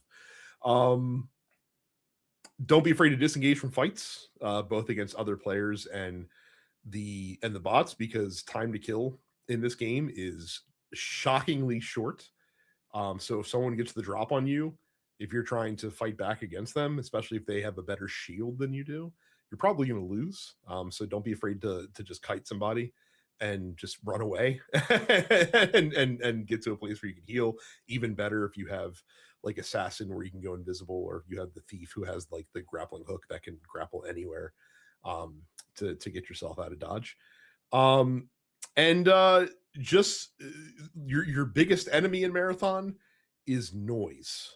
And that's part of the thing that you don't realize, is that noise is like, you need to be listening all the time and understand like what the different sounds are when you hear players around you. Be able to identify that, and also be conscious about how much noise you are making. Don't run through buildings all the time, like not nonstop, because you're very easy to hear when you're running. You're pretty easy to hear when you're walking. If you're crouch walking, that's the hardest to hear. Obviously, you don't want to crouch walk all the time, but sometimes it's a good idea. It's also a good idea sometimes just stop and listen for 2 seconds to just make sure that that thing that you thought you heard isn't something you actually need to be paying attention to all the time, especially when you're playing solo. Solo and trios Marathon are two different games. Like solo, I've heard described by people as like a horror game, actually, and like that's pretty accurate in terms like it's like you're playing Alien Isolation actually when you're playing Marathon solo. That's such a good game. That it is when you're playing trios. I can imagine. Yeah, so that's so those are a couple tips to get you started. Again, the biggest thing is don't be precious about your loot. You're going to get showered in guns and stuff like that all the time. So if you get a blue gun, don't be afraid to take it in to a run with you. If you lose it, you'll get another one. Don't worry about it. So, yeah, I'm super close to picking up Arc Raiders. I want to play an extraction shooter, but I Marathon is not it for me. Fuck that game. But like Arc Raiders just seems like, you know, like my first extraction shooter. Yeah. Not too sweaty, but there are some dickheads that will literally sit at a goddamn extraction point and just fuck with you. And that's the part that's like keeping me from doing it. I get it. Like you don't want to get attached to your loot, but like, come on, man. I just spent like 30 minutes in here picking shit up. And you want to be a bitch ass nigga and just kill me. Like, so my understanding with Arc Raiders is they actually like it'll take you a while to get to this point, but they actually match players based on their tendencies. So like if you don't attack other players, you'll get matched with more passive players, and if you attack a lot of other players, you'll get matched in more PvP heavy lobbies. Is apparently how they do it. That's interesting. So, whereas again in Marathon, it's fucking on site. So like it doesn't matter. It doesn't matter. It's like it don't matter what you did. Fuck that. Right. It's like we here to kill. Yep. Johnny asks, can we call what Capcom did to Alex from Street Fighter a character assassination? Yeah. That's fucking weird, man. Why did they think that was cool? What the fuck? First of all, why? Why? I don't even understand. Like, I'm married my cousin. Why? Do they not like him? Because Alex is American, right? He is. Weird. Yeah. Strange. Guess you didn't have an American on staff to be like, hey, is it cool to marry your second cousin that you grew up with as step siblings from a young age? Oh, also, by the way, since that's on the topic, as much as I do praise Trails in the Sky Legend or Trails in the Sky first chapter, also a plot line in that game is to like again, it's her adopted brother that she falls for, but still a thing that absolutely happens in that game is the two main characters that fall for each other, even though they are adopted siblings from like the age of 12, essentially. So why is that a thing? it just is. Like why is that a thing? Why is that like why is it a category of porn? I don't understand people wanting to fuck their goddamn family. Like, what the fuck is, even if it's adopted, half cousin, second cousin, why? I feel like someone told me that's why Black people have family reunions, just to see you not making sure you're not fucking your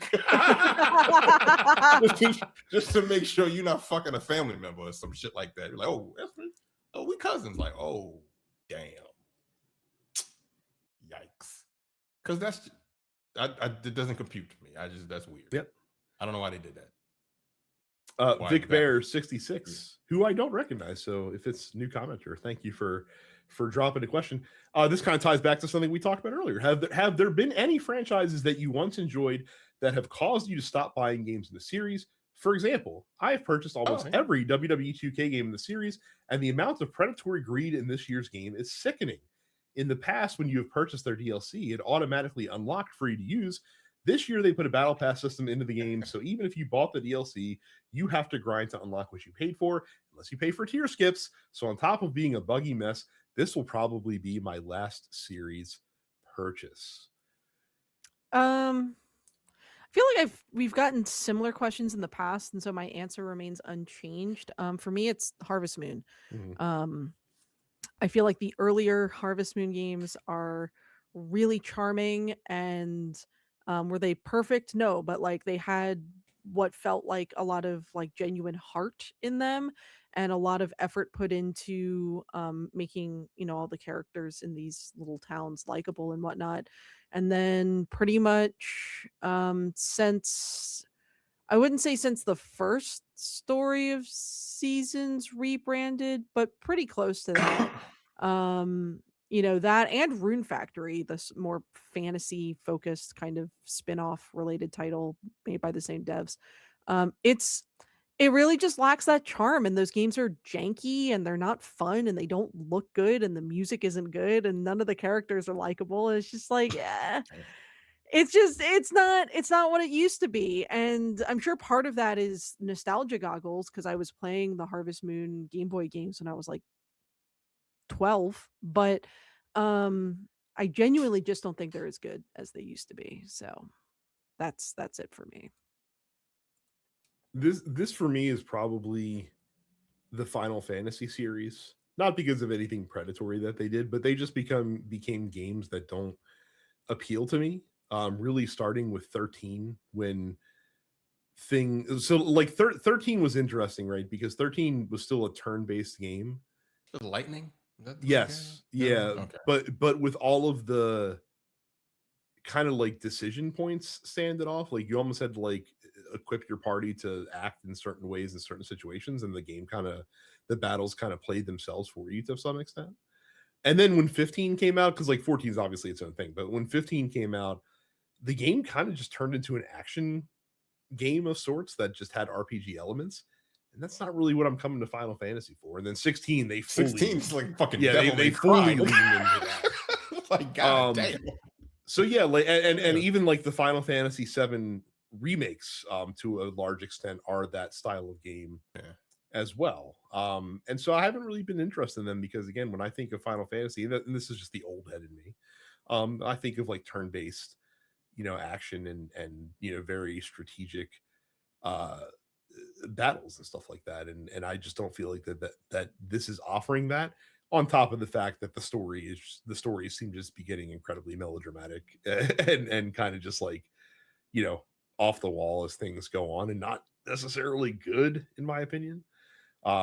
So yeah, that's it for me. Like if you're kind of looking the same vein as to the spirit of the question, I mean, I stopped playing FIFA because FIFA became a game that doesn't respect your time.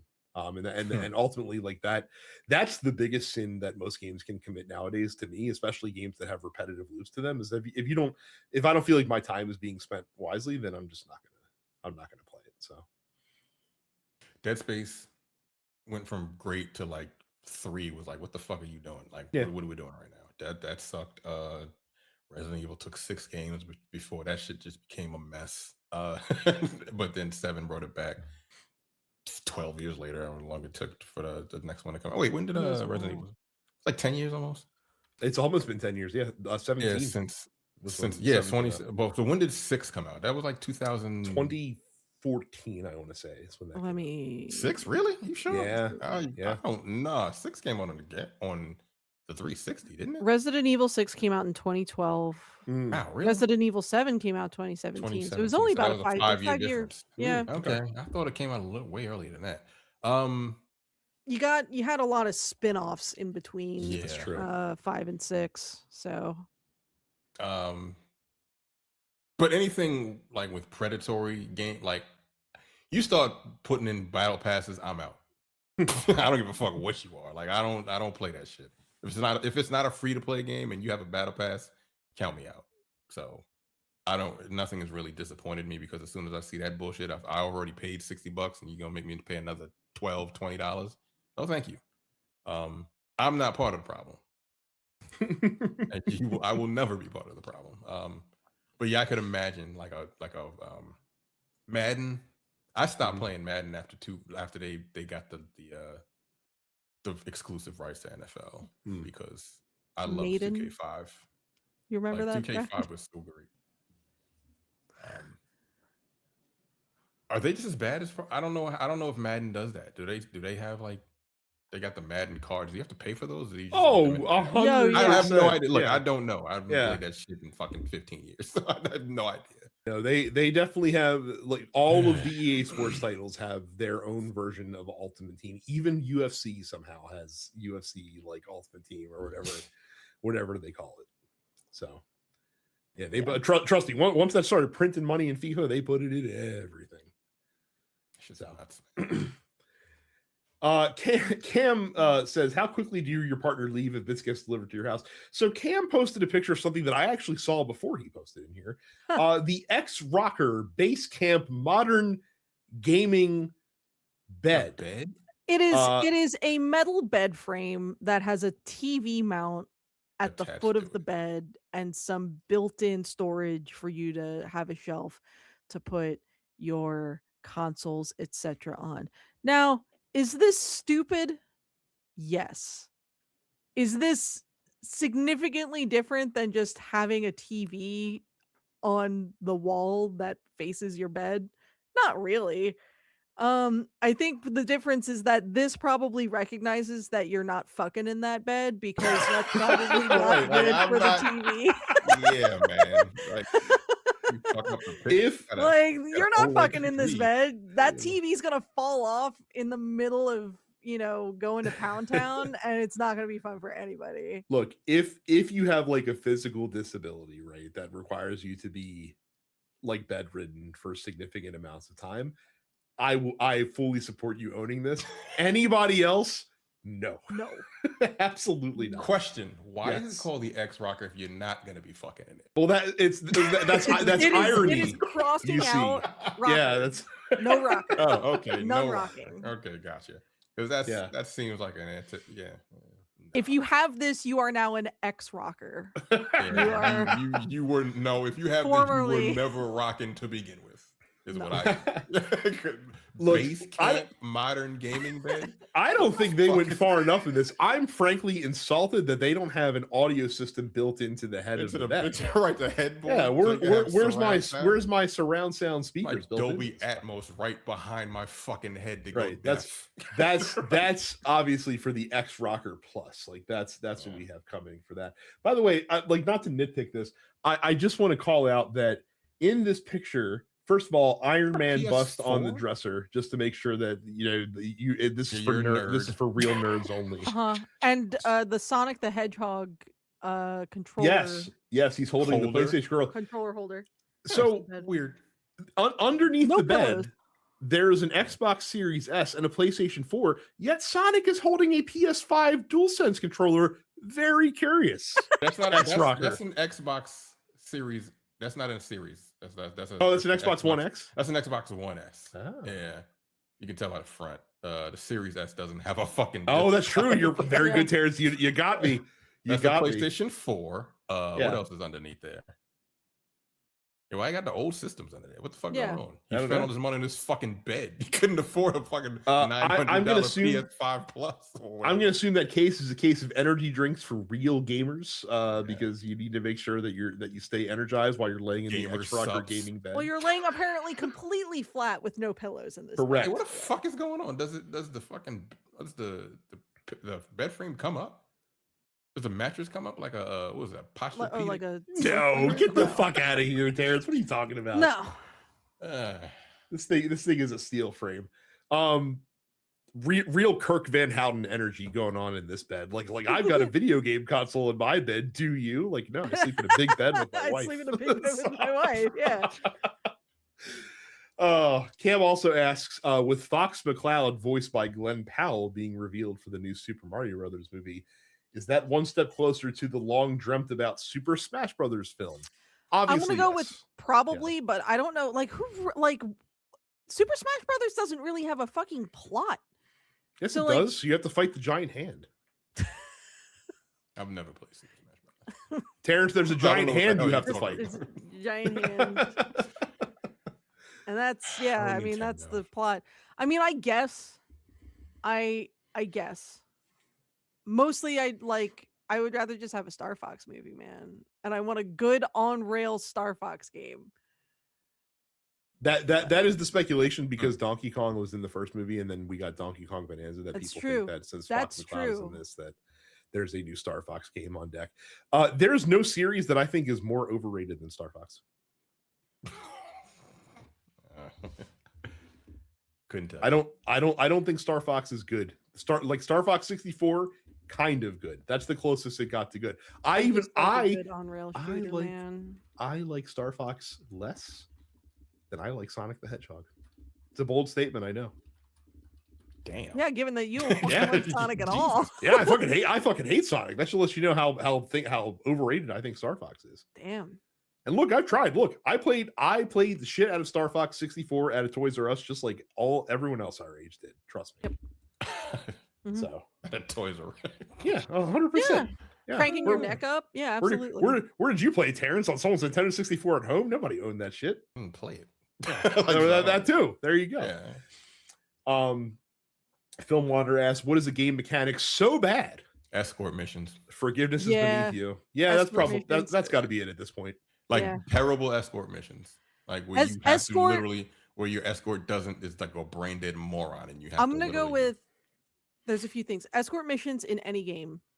2 would be stealth missions in games that are otherwise not stealth. There's no Oh, reason there should be fucking stealth missions in Final Fantasy 14. You There's know no what? fucking reason We've, for that. You Or know in- what? We've actually answered this before, because I remember my answer to this was encumbrance systems. If you're not an immersive sim, encumbrance Yeah. does not need to be a Encumbrance mechanic in your systems. game. Yeah. Yeah, like Um, that one fucking pot or that cup. All of a sudden, now I'm holding too much weight, and I'm walking in quicksand. Yeah, Starfield really pissed me off with that, because like there was actually stuff you wanted to grab in Starfield. It wasn't like any other Bethesda game where just like, oh, I'm gonna grab a bowl and an orange. Like there was actually things that you wanted, but man, the encumbrance system in that game sucked. Unless you invested points into encumbrance, because then you could carry more. Fuck off, get out of here. Like, it's a video game. Prioritize my quality of life over your dumb wannabe realistic game mechanics. Yeah. So Jamal asks, with all the discourse around Crimson Desert, it seems as if you can't really assign a review score to it, and it depends on what matters to you in games. Videos of the That's gameplay seem fun, True of any review. but the long tutorial at the beginning with a non-existent story made me pass on the game. What is your process for deciding if a game is for you or not? I am 30 or 40 years old and I know what I like. 30 or 40. Don't worry Somewhere in there. In between. Yeah. If Yeah. it looks fun. Like I was honestly on the fence too, and then I just was like, "Fuck it, I'm gonna pull the trigger." And it's a long tutorial, and again, it don't really tell you shit, but I'm having fun with it. If it looks fun, I'll buy it. No, when it's on sale, it's really cheap, so I don't waste my money. Unfortunately, I don't think I'm going to be playing. What is it? What's the game that I bought that I have not played since I bought it, or try to get back into it? and liked it for a little bit, but then fell off. Damn, with the aliens, I cannot think of the name. With the Helldivers? Helldivers. Yeah, I can't. I played it. It was cool, and I'm like, I don't want to play this no more. I feel like I wasted my money. Yeah. Again. So yeah, it looked fun, and it turned out to be fun for a little bit, and then I don't like the loop. I don't want to spend all the time just unlocking that shit. It takes too fucking long. So I agree with Jamal that review scores in this day and age are largely useless. Yeah. If you're not reading the content of the review, then you're kind of wasting your time. What I find valuable, and I found this valuable for a really long time, is like if you do follow a lot of games media, you'll tend to learn not outlets, but people who generally kind of align with games you like to play, and those folks can often be your guiding light. And you'll also find people who very much are the antithesis of games you like to play. So if they really like something, it's probably something that you can afford to avoid. So I would recommend, like, whether it's us or whether it's other outlets that you watch or streamers or whatever the case may be, like find some people whose tastes you generally align with, and they can often be a helpful beacon in kind of like Micah talks about, like he does with me, because like Micah and I have a lot of overlapping tastes in games, and he like if there's a game he's on the fence about and he knows I'm going to buy it, he will literally wait for me to get it and to report back before he decides if he wants to jump in. And because I also know this about him, I'll also warn him off of games that even if I like them, that I like, for example, like with Marathon, I'm like, Micah, I was like, I fucking love this game. It's going to be in my top 10. It's one of my favorite games of the year. Do not buy this under any circumstances. Like, you will not have a good time with Marathon, because I know that he won't. So Terrence, ironically, if he can get past the art style, probably would fucking love Marathon. I know, I would. Like, that's why I'm thinking about picking up fucking Art Raiders, because it's similar, but I don't. I think I actually like the art style of Art Raiders. AI generated voices. Well, not anymore. Not with they actually not anymore. We're going back. Real people in there. So, yeah, and I don't know if I would recommend Crimson, because he likes open world games, but I don't know if I would. I would not. Based on what I've seen, I would not recommend Crimson Desert to him. Absolutely not. He might like. I don't know. Who knows? I think he likes having like clear objectives on things he should be doing. Like I don't think dropping Micah into a world and being like, go fuck around is Micah's preferred. I mean, you could follow the main story if you want to in that game, sure, but you end up just doing a whole bunch of other random shit that you know. So yeah, maybe not. Yep. Shanks asks, what is the one game that you wish you could play again for the first time? Breath of the Wild. For the first time? Ooh, Silent Hill. Ooh. Yeah, I played that game when it first came out, and when it wasn't like a big deal. And then Silent Hill 2 came out and kind of blew the doors open on that shit. Silent Hill 2 is a better game, but like something there's a place in my heart for the first one, because it was similar to Resident Evil, but like far more creepy, right? Mm-hmm.